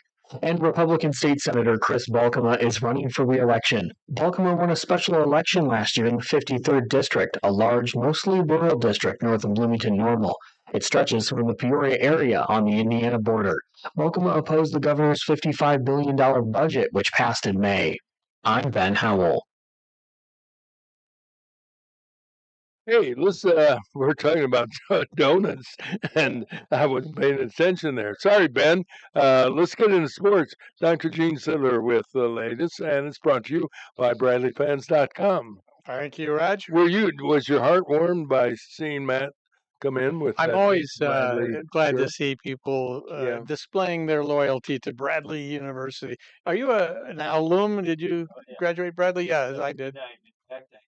Was on the computer the other day, and I turned on a game in 1978 when Bradley played Indiana State with Larry Bird, and I watched the game again. The Birdcage game. I was there. Yeah. Yeah, I was there too. Yeah, he had 4 The old points. Field House. He had 4 points, but he had 30 assists that game. We need to. Yes.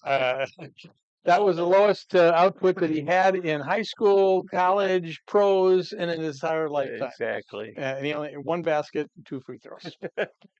Anyway. And now here's sports with Dr. Gene Sidler. Baseball was off these last 4 days. They'll resume schedule tomorrow. The Cubs will play a 3-game series against Boston Red Sox, starting with a Friday afternoon game at Wrigley. St. Louis Cardinals are in Phoenix to play a 3-game series against the Arizona Diamondbacks starting tomorrow night. And the White Sox in Pittsburgh to start a series there with the Pirates Friday night. And the Midwest League also is off for 4 days. The Chiefs will resume action Friday with a game in Moline against the Quad City Storm. Now, golf is underway here with the first round of the British Open. Started this morning with round 1 at the Royal Portrush Golf Club in Portrush, Northern Ireland.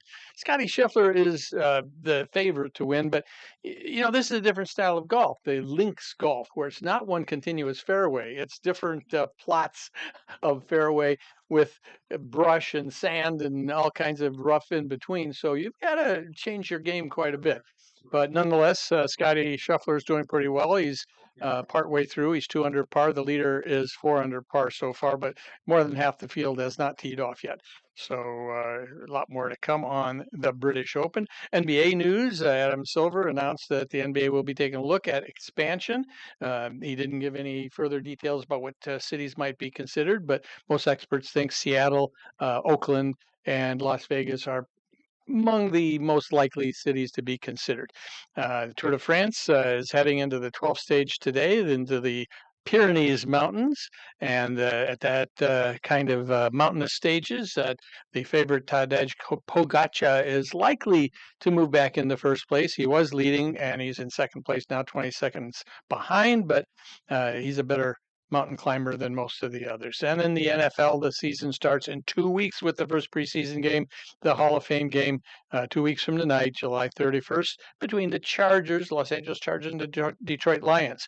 Bears' first preseason game is Monday, August 10th in Miami, and the first regular season game for the Bears Monday night, September 8th, against the Vikings. Hard to believe, isn't it? I mean, really, seriously. Yeah, it's it does seem like it comes on pretty quick, when you're enjoying yourself. Yeah. And you enjoy yourself. When did you finally give up your bike? When was the last time you got on a Well, bicycle? it was hanging. I've got hooks up in the Yeah. rafters of my garage. It was hanging up there for about 20 years, and I didn't use it. So I decided to take it down. I think it was just 2 years ago. I took it down and donated it to Goodwill. It was still a pretty good bike, but Why didn't you let me know? I might have bought that.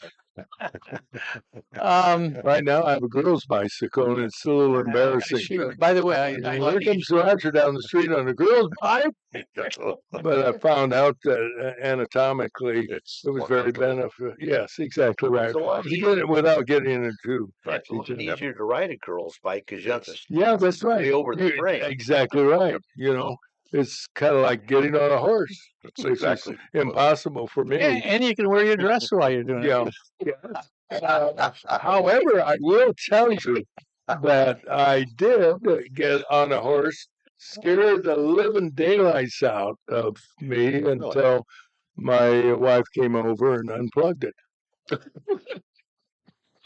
Anyway, what a terrible way to lead into the distinguished mayor of the city of Pekin is on the line, Mary Burress. Good morning, Mary. Good morning. How is everyone? Well, another medication is questionable, but we're doing the best we can.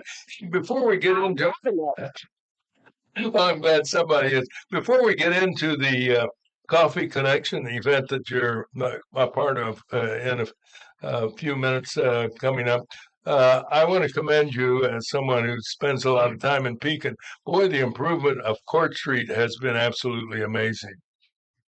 Thank you. We have worked very, very hard on that, and it's going to be done here shortly. I say shortly. It's still going to take a while, but it is a huge improvement, much, much needed for our city. Yeah, and also I commend you on what you're doing with what used to be the Burtner store in that shopping retail area. Pretty excited about that. We have Five Below has already opened. Marshall's will be opening here shortly, and then Ross will be following that. So once again, something that the city of Pekin had been missing for quite a few years. So we're excited. The city is on the move, and I believe we're moving in the right direction. Amen to that. Well, Mary, talk to us about what's happening at 9 o'clock this morning, where and who's involved in this, what you're calling, I guess, open conversation with a cup of coffee with some elected officials. So it all started, I got a call from their office and asked if I would want to help host as they were calling it, coffee and conversation. I couldn't have been more thrilled and honored that they called the city of Pekin. So it is being hosted by two state senators, Ms. Sally Turner and Mr. Neil Anderson. They both have portions of the city of Pekin. I believe the city of Pekin is the largest, one of the larger cities that they do represent. They go everywhere from all the way up to Quad Cities, all the way down past Lincoln. So these two senators have a huge area. No, go ahead. I didn't mean to interrupt you. Okay. Anyway, they just called and they know some of the issues and they want to hear from the citizens. So they just asked, would you want to host this? And like I said, I couldn't be more thrilled because our people in the city of Pekin want to hear from them too. So that's kind of how it all got started. And I believe we're going to have a really nice crowd for them. Really nice. Well, tell everybody is invited to attend. Tell everybody where it is. And it'll last, from 9 to 10 and maybe a little longer? Oh, yeah, it is from 9 to 10. I do know that a representative from Congressman LaHood's office will also be joining us. right at the beginning. She can't stay the whole time. So there's going to be some nice representation, and it is from 9 to 10 at Coffee Connection in Pekin on Court Street. I believe the address is 404 Court Street. It is a nice, quaint, vintage little coffee shop, and you just get that warm feeling when you walk into the room. And I think with the senators there, representative from the Congressman LaVoirt's office, I think you're going to be more than welcome. We are ready to answer those questions. They're all not going to be probably answered the way people are wanting them to be, but we're dealing with issues, and we're trying to face them head on. What a great idea. By the way, I have visited and enjoyed the food at the Coffee Connection. They are famous, in my mind, for sloppy joes. I love a good sloppy joe, and I believe they are very good. That's very good. You're right. It is, and they have an outstanding array of desserts. So you have an opportunity to meet with State Senator Neil Anderson, State Senator Sally Turner, and the Mayor of Pekin, Mary Burress. How are you enjoying being the mayor of Pekin, Illinois? And by the way, I used to work at WSIV many years ago, and I stumped the co-hosts on the program because they couldn't remember years ago Pekin was known as the Celestial City. Am I right on that? That is correct. Thank you. Yeah, we are now we're trying to change everything from, we're starting with a strategic plan. We're trying to change the atmosphere of Pekin.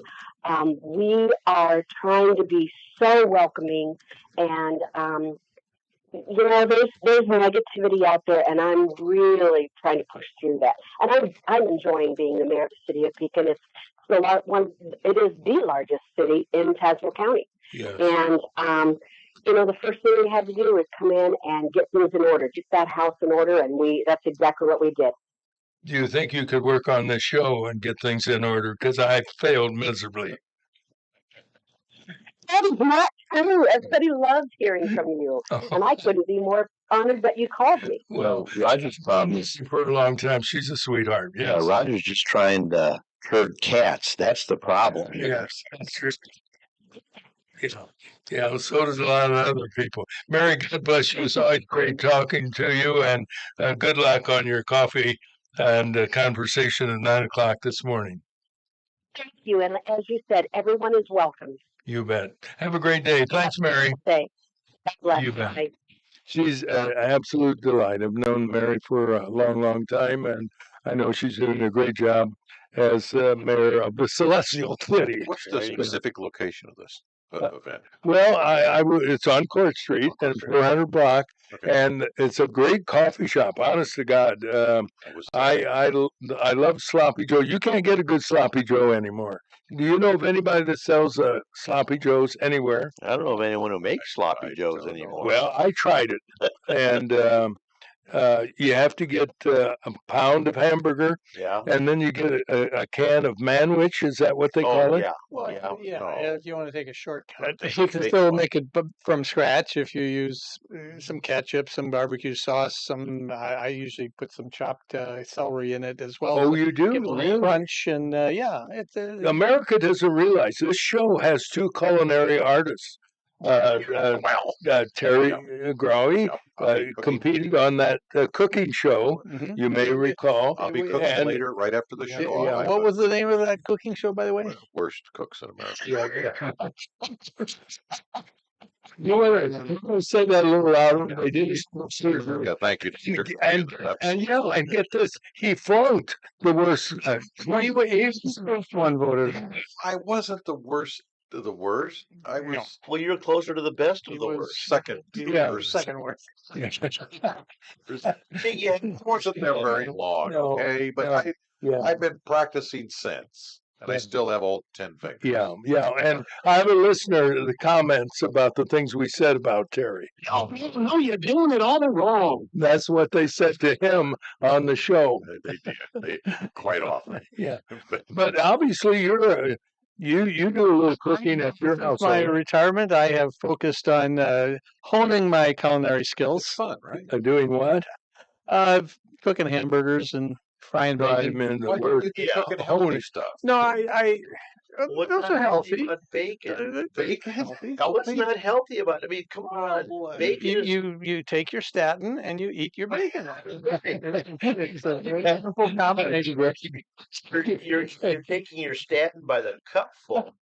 Now, come on. Bacon's alternate name is meat candy. Come on. I mean, well, okay. I just I mean, was my thinking more my of my zucchini. rotund physique has been nourished by bacon over the last nearly 70 years. I'm not sure that's the Fine. best I don't think that was any legal promotional verbiage. comment, but The sales tool. You should stop that bacon is the best. yes. Yeah. Who makes the best bacon? Well, I mean, Okay, butcher shop is well, the butcher shop, yeah, but I mean, any company that uses something other than pork for bacon should be burned to the ground. I agree with that. Bacon, Yeah. indeed. Well, we're in a little bit of the medical field because you brought up the word statin. I had someone ask me to ask this distinguished panel: can a pharmacy company be sued if a patient has a reaction to a vaccine? To a vaccine, no, because there is a vaccine immunity law that Mhm. protects the manufacturers from legal action. Most every other drug, that's not the case. You could sue them for the drugs, but the problem is that they go through extensive testing, and then they're approved by a government panel and a government organization, the FDA, and get out onto the market. So it's and they exculpate them. a lawyer can tell you better than me, but it's probably Well, you're very doing a hard to good win a job. case against. You could probably better sue your doctor for giving it to you than the pharmacy company that made the drug, because they're going to bring their lawyers and beat you to death. Right. Well, Yeah. let's narrow it down. This patient went to work for a new company, and they required this new employee, it was a mandate for getting hired to get a tetanus shot. Got the tetanus shot, had an allergic reaction, wound up in the hospital for 2 days, and a bill of over $10,000. Mhm. Can this person sue the company that made the tetanus shot? Is that different than the category of vaccine, or is that considered a vaccine? No, that's a vaccine. Okay. So, It's a but vaccine. Okay, then if he can't sue them, can he sue the employee for requiring it? they can't sue the employer, but they can more likely than not file a workers' compensation act. Uh-huh. Yeah. And because the fact is, if the employer required them to have a tetanus shot and they had a reaction, and this is regardless of whether the employer offers health insurance or not. If it's required as a condition of employment, I would certainly be amenable to bringing a workers' comp action against Okay, them. what's your phone number? Yeah, I mean, if it's required as a condition of employment, then that should be covered by a workers' compensation action, which would pay 100% of all the medical Oh, bills. really? And if it results in a long-term disability of some type, then there should be, you should be able to bring a workers' comp claim for now. There's workers' comp doesn't pay for pain and suffering, but they do pay for permanent disability. So say if and I don't know what the end result is. Say this person now is hypersensitive to any sort of um, uh, Rusty nail. well, yeah, no, stay away from rusty nails. No, if say that other vaccines now they're hypersensitive to, that could be a permanent disability, and you can say, hey, now because of this, I can't take this vaccine or that vaccine, or I have to be cautious about what I do and go in immediately for any sort of adverse reaction. You can say, hey, that's a permanent disability, so I need to be compensated under workers' comp laws. So, Interesting. The corollary to this discussion, you may recall an elected official had a radiological procedure in which they injected a dye, had a horrible reaction to it and died. In that case, I think the client, the patient, was successful in suing the hospital. Well, lawsuits involving those kind of unanticipated reactions, you can find that there's all kinds of end results across the board. People, when they have a procedure like that, sign an informed consent form, and it will include warnings that allergic reactions are possible. Usually, they even go into detail telling you what percent of people have allergic reactions and what they consist of and so forth. Um, Probably there's no better place to have a reaction than right there in the hospital when you're getting the test, because you've got all the people, the experts, and the equipment to try to reverse it or save your life.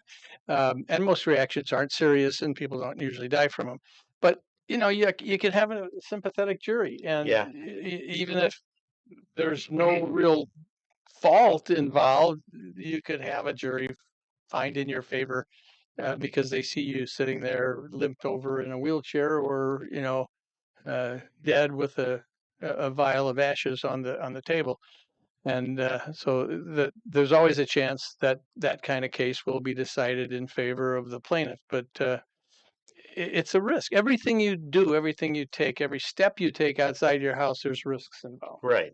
Right. Yeah. And especially with medical procedures, there's what's called, there's negligence, and then there's what's called bad result. Um, Everything a doctor doesn't do is not guaranteed to cure you. And, just something as simple as setting a broken bone could result in a blood clot that flows into your heart or your lungs, and now you're deader than a doornail. Can you use a better medical term than that? Well, okay. Better than a doornail? Well, I know that's a legal term. But it should be medical term. Yeah. Thank you, But- Honor. Again, and as the doc said, you can have a jury. That's one thing. Nothing is for certain with a jury. You could have what you think is just dead bang winner, and the jury could come back and say, no, you didn't prove your case. Or you could, have the opposite result. When a jury's involved, there are no guarantees. So, I had clients turn down $100,000 or hundreds of thousands of dollars of offers because they thought, oh no, we're taking this to the jury, we're going to win, and they came out with, nothing. And a big lawyer bill.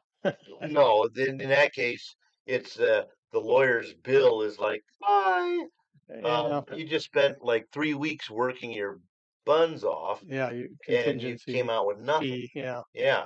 So yeah, and as a lawyer, that's where you find yourself at a crossroads where your client's going, "Tell me what to do," and it's like, no, I really can't. You're the one that has to decide whether to roll the dice or not. Because if I tell you to take this $200,000 offer, which that means I get $66,000 myself. Knows how quickly he knew what the figure was. I'll say be able to add and subtract, but I can divide any number by 3. But no, I mean, it's truly a conflict of interest. You're sitting there knowing that this case could get. I'm speaking about one particular case I had where this thing is going down the toilet right now. And I would love to tell you, take the $200,000 and run. But hey, it's your case. I can tell you right now, we're not doing well. But That was good. because of what your dad just testified to before. Your old man just blew it for yourself. Roger, Really? yeah. This case went from $7 million to nothing in a heartbeat. Wow. So, yeah. Most sites will cite a statistic between 96 and 99% of medical lawsuits, medical malpractice lawsuits, are settled outside of court. Before because it can drag on for years with all the depositions and other expert witnesses that are called in and everything. that could drive the price of taking this to a court action would cause. And in fact, many of them, even after they get into court, end up still getting settled before the Right. final verdict Well, comes in, because one side or the other can kind of see which way things are headed. Who's going to blink first? And yeah, settling on the courthouse steps is what it's called. And medical malpractice cases are infamous for being the most expensive ones to put on from both sides.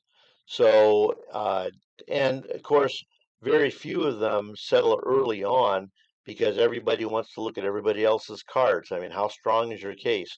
Is this just a a case where the doctors in the delivery room made a mistake, or does this child have a genetic condition? Um, yeah. You know, Mike. I have some friendly advice, and This it doesn't is sound friendly. Well, you're raising bees now. You've kind of retired. Would it not be? I don't know how profitable it would be, but have you thought about doing a TV show called Judge Mike? Oh, I think Judge Judy's she's already cornered the But market. she's over the hill. I mean, have you seen her lately? She's giving her pallbearers a slip. Yeah, well, I mean, but see, I think she's already kind of oh, listen, franchised this yeah, with- she's some of these other judges are their programs are owned She by is the judges. producer. Yeah. yeah. Yep. She's kind of, I mean, she like looked over the landscape and figured, hey, I'm gonna wrap this thing up because I don't want anyone horning in on my action here. You know, to me, Judge Mike sounds much better than Beehive Busy or whatever the name of your beehive is in Marshall County. There's just something about it that doesn't sound marketable. Now, that's just my own personal. We have a bee up our. Oh, never. Yeah. With that, we'll bring people up to date with.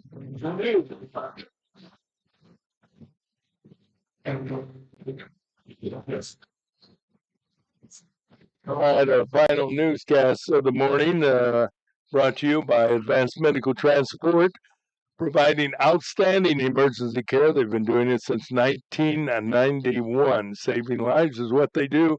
Great people at Advanced Medical Transport. And now the news, also brought to you by. Did you settle on a name for the bee business? Not quite yet.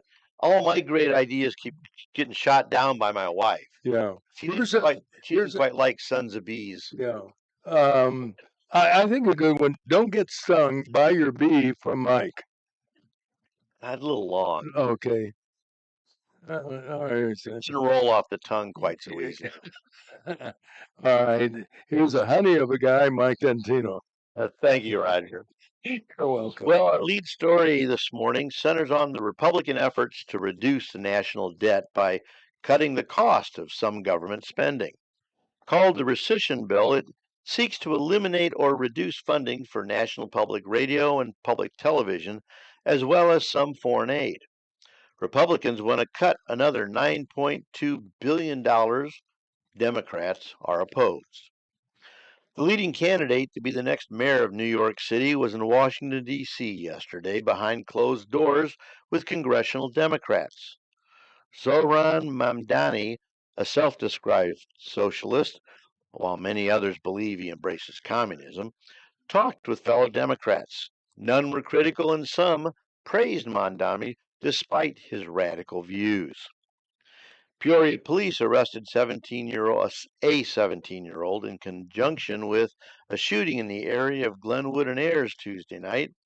A 20-year-old man told police the teenager shot at him while he was driving and then jumped in a waiting car and left the scene. The gunman had an outstanding warrant for armed robbery in November of last year. Officers made another arrest around the Lexington apartments this week. 18-year-old Jonathan Taylor of Chicago was handcuffed and taken into county jail after he was found carrying a handgun in the 3400 block of Fallen Oak Drive. He's been charged with a number of gun violations.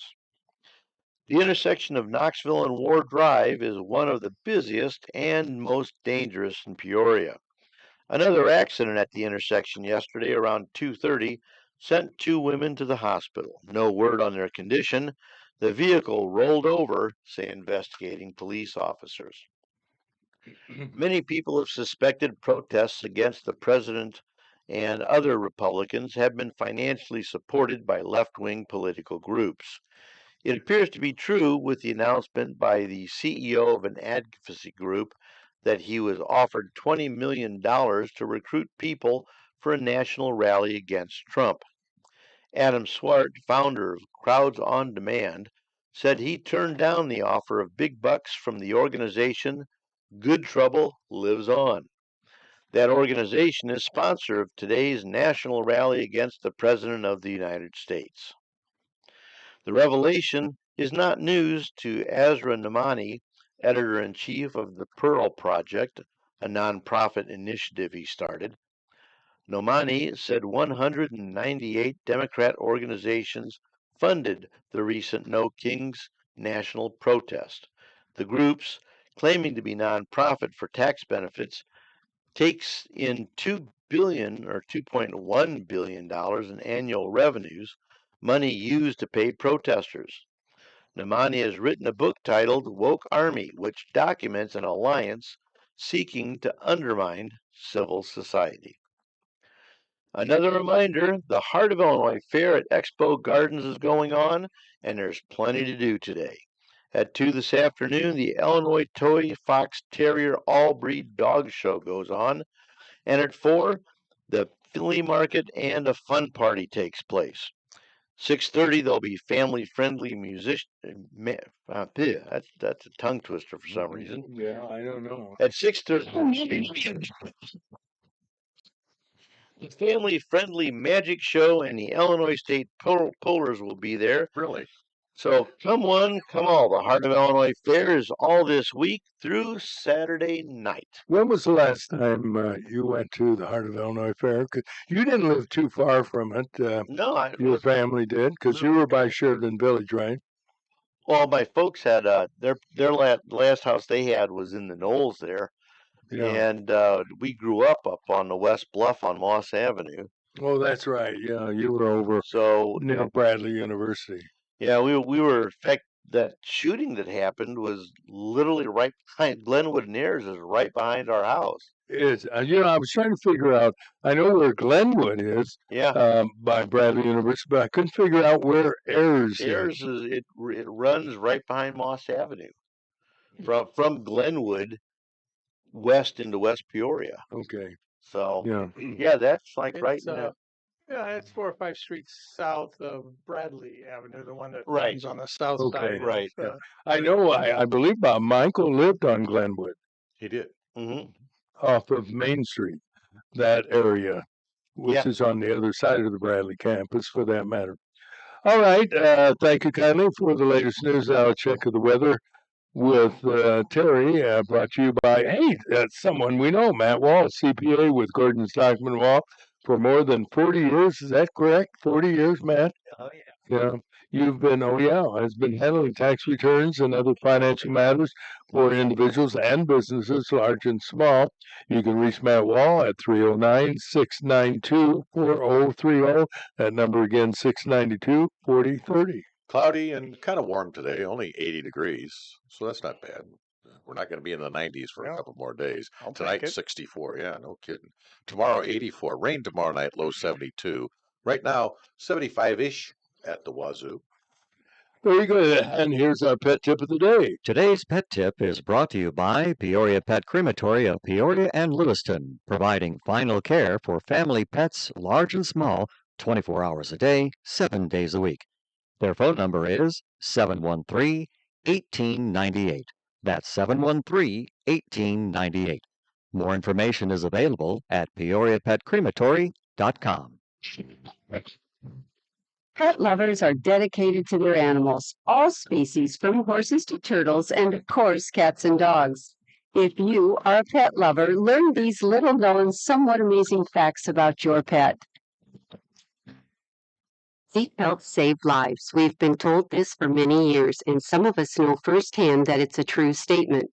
Sadly, some of us know animals that have been killed in a car accident or caused the accident because they were unrestrained. One woman I know recently survived an accident only to find her Yorkie that had been on her lap was crushed by the steering wheel.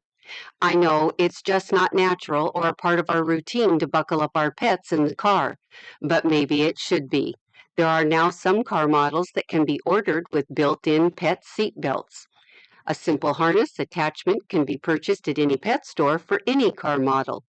As with all small children, riding in the front seat is also not advisable for your pets. The airbags on deployment have such force that they can kill your pet. Accidents can occur if a dog tangles with the driver, so it's best to keep your pet in the back seat. Cats should always be in a carrier as their movements can be dangerously erratic. Cats' sense of hearing and balance makes them very poor car occupants. Regardless of state seatbelt laws, here is an important note for all pet owners. The states of Hawaii, Connecticut, Illinois, and Maine have banned motorists from driving with pets in their laps. Other states are considering laws similar to this one. So be sensible, be careful, be loving, and protect this member of your family with his own seatbelt.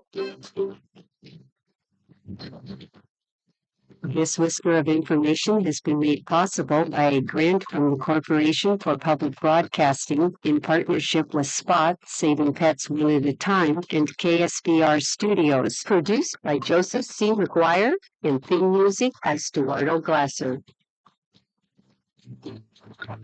Today's Pet Tip has been brought to you by Peoria Pet Crematory of Peoria and Lewiston, providing final care for family pets, large and small, 24 hours a day, 7 days a week. Their phone number is 713-1898. That's 713-1898.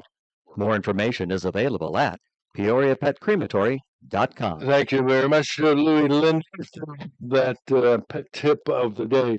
You know, I don't know about the rest of you. I don't typically get on the internet. The only thing I usually do is check my emails, and I'm not very good at that. I've got 100 pages that I need to get rid of. Yes, I know. I'm not asking for editorial comment. I thought you were. You know, when I want to hear from you, I'll ring the bell, okay? And you come. I thought, Yes. I just wanted to fill in there. Yes, okay. But I did get, but I also use it to research news, and I cover a number of news sources, and I will tell you 99.9 are all left wing. You can't, whether it's Reuters, NBC, ABC, New York Times, the Washington Post, LA Times, every one of them are left wing. The only thing is New York Post. The New York Post is some in the Washington Times. Anyway, having said that, in doing research, while I'm doing research for news, and I want to point out that we write the news, we don't copy it. And that's something that I learned many years ago when I started in the news business. However, every now and then something will pop up while I'm doing the research. And one of those was about Dina Perino. What's her first name? Dana or Dina? She's on Fox News. Yeah. Very attractive, blonde woman and so forth. Big story about how she is an officer for a CBD company. And I found that fascinating. And that she had entered into a dispute with Sean Hannity. Turns out it's all fake. There isn't one iota of truth. She has no connection to this company. But if you read it, it's like a big story when in reality it's all false. You mean CBD, the Yes. cannabinoid? Yes, cannabis. Well, it's not. Yes, cannabis. So what? Well, the point is, if you believe this crap, then you can get caught up in it. And I thought, well, this is a prominent woman. She's intelligent. She's bright. And I thought maybe there's something to this CBD stuff. Right. And so when you say what is, it's all fraud. It was a hoax that she's not connected with any CBD company. Roger, you have to be cautious, as I know you have learned from surveying the internet, because there is a lot of what is called clickbait out there. It's terrible. They give you a headline, or they give you a partial story that makes it sound like something startling, or you have, or or your And I'm a jaw is sucker going to for that drop, stuff. or you'll be amazed when you see the difference. All of these headlines are intended to get you to click on them, because that's what drives the ad revenue on the internet now. They don't get paid for their work. They make money by how many people click on these links and are exposed to different ads. Well, they made money off of me. Click, click, click, click. I want to live to be 110. I'm a big for that. That's how these Don't buy it. businesses You know, there's a guy and his wife that's now on TV and they're running spots. A 92-year-old guy. Yeah, yeah. And I think, well, what's he got? I don't take your your pill, and I'm 91. So why should I listen to that geezer? Get your own pill. I'm working on it as we Breakfast speak. with Roger pill. I've got this beehive that I've built, and Breakfast with Roger pill. It will keep everybody younger. A lot of those ads. You've seen the one with the patch that just sticks on your skin and it cures your pain? Or yeah, it's called Signal. Signal. Yeah, I've got a cartload of it coming. And it's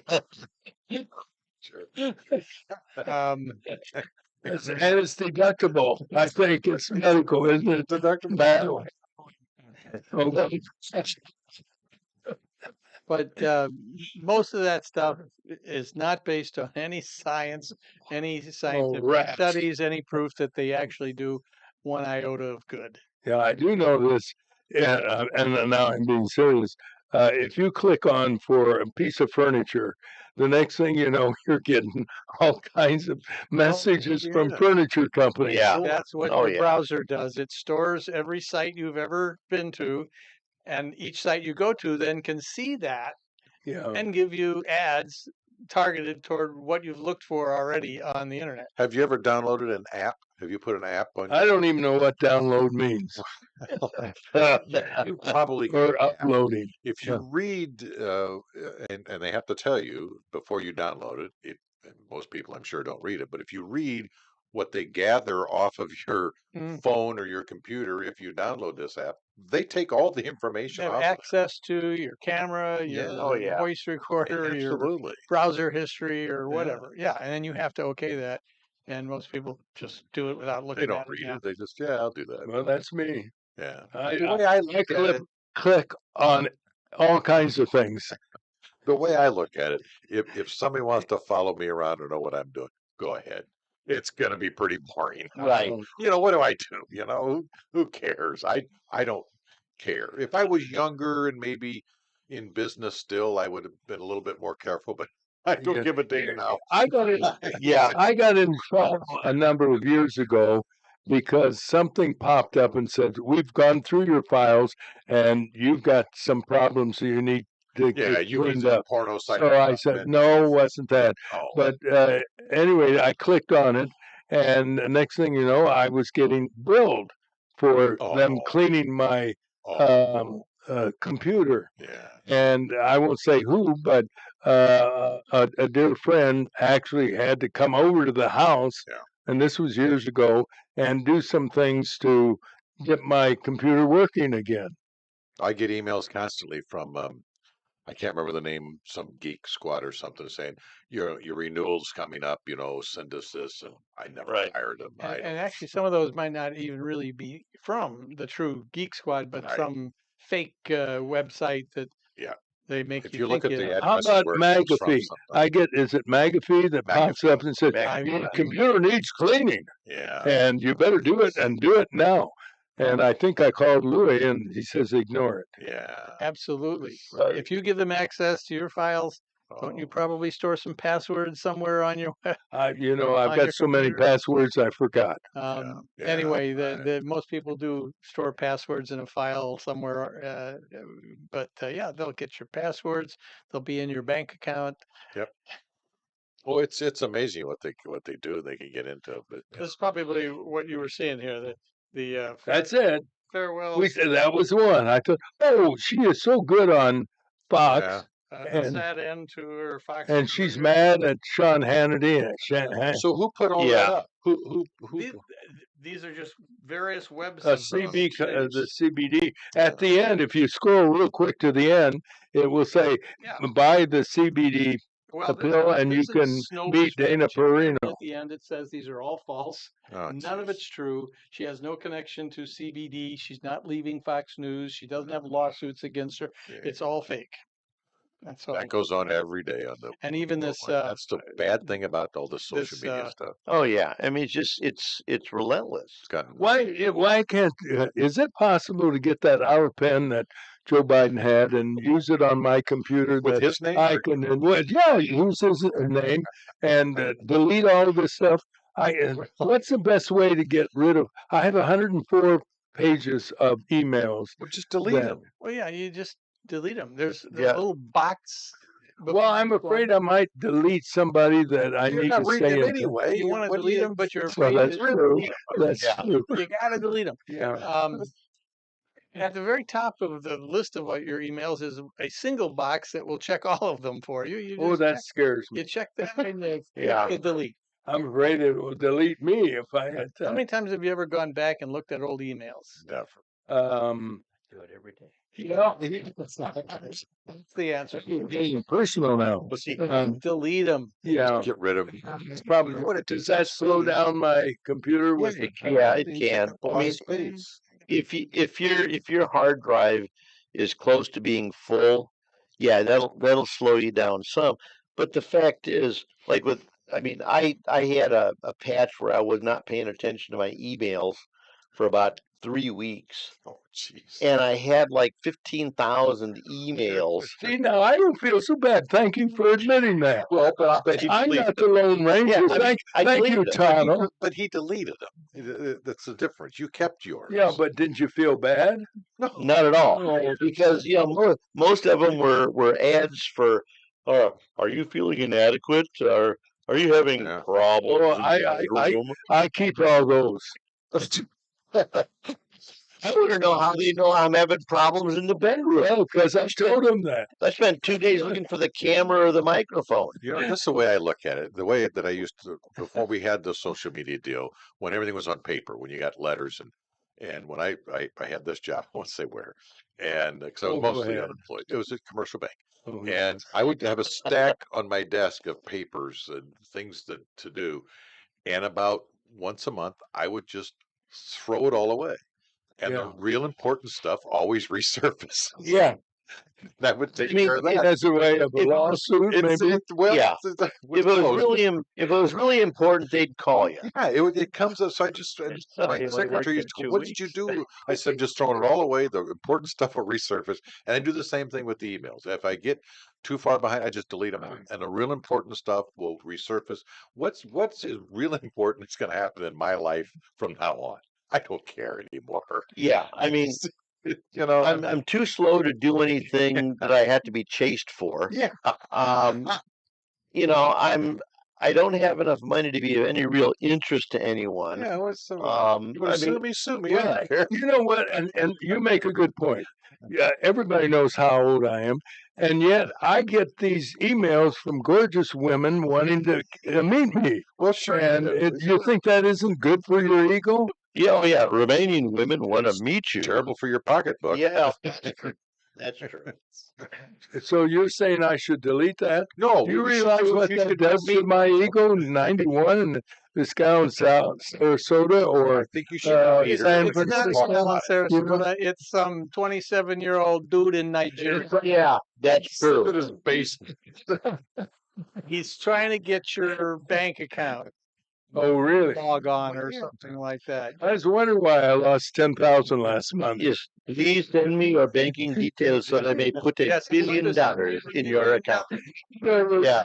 I know we're joking about that, ladies and gentlemen, but there are people who take that stuff seriously. They must, yeah. because they keep That's why doing it. they're They must be doing it, yeah. making money. Well, doing it. They look- do. look at That it this people way. fall for it all the time. In the It's past, unbelievable. if you tried to do a mass mailing and had to pay postage fees and fold all the letters and put them in envelopes, lick all the envelopes and suffer all the attendant Good paper job. cuts on your tongue. Yeah. That takes time, money, and effort. Now you just type, 2 paragraphs on your computer, hit send, and mail merge it with God knows how many names that you've bought. 2 cents a name on the dark web, and Do you have a messenger? Do you use to Yeah. Facebook Messenger? I don't. Yeah. use I Facebook at constantly get some picture of some, supposedly good-looking gal. See there? See, I'm It's not like, alone. you've shown up on my feed. Do we know each other somehow? No, that's one of the favorite ones. Yeah. No, Yeah. I don't know. Say, we seem to have a lot in common in reading your profile. Do I know you? Right. Yeah. Right. And then- so I reply using the name of Terry Grawley. And it's That explains interesting. a lot. Yeah, Explains a yeah, lot. yeah. As the song says, you've got a friend. That's it. Hey, that should do it. Matt Wall, thanks so much for coming in this morning. God bless you. And God bless Mayor Mary Burress as well. Thank you, Mike and Tino. And we will see Dr. Jean and Senator Terry tomorrow. Yeah, I'll be here tomorrow. And we have a very important guest, an exclusive. Ed Sutter and his son Mac, who just agreed to play football for the University of Alabama, will be our guest tomorrow live and in the studio. Oh, so you got some. Oh, good. Bring some big guys in here. It's nice and hot and real small. Well, Good idea. he will. Can't we get some circus midgets in here and give it a little more room? I'm going home and take a pill and take a nap. Have a great day, everybody. Remember, God loves you, and so do we. Hey, I also want to say good luck, best wishes to two very special people, Lori and Bree from Kansas City. They're going to be heading back. So God love them and watch over their safe return.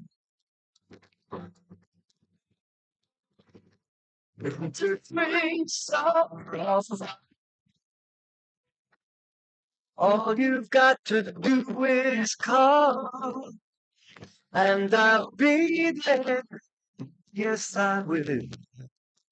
You've got a friend. This time, you've got a friend.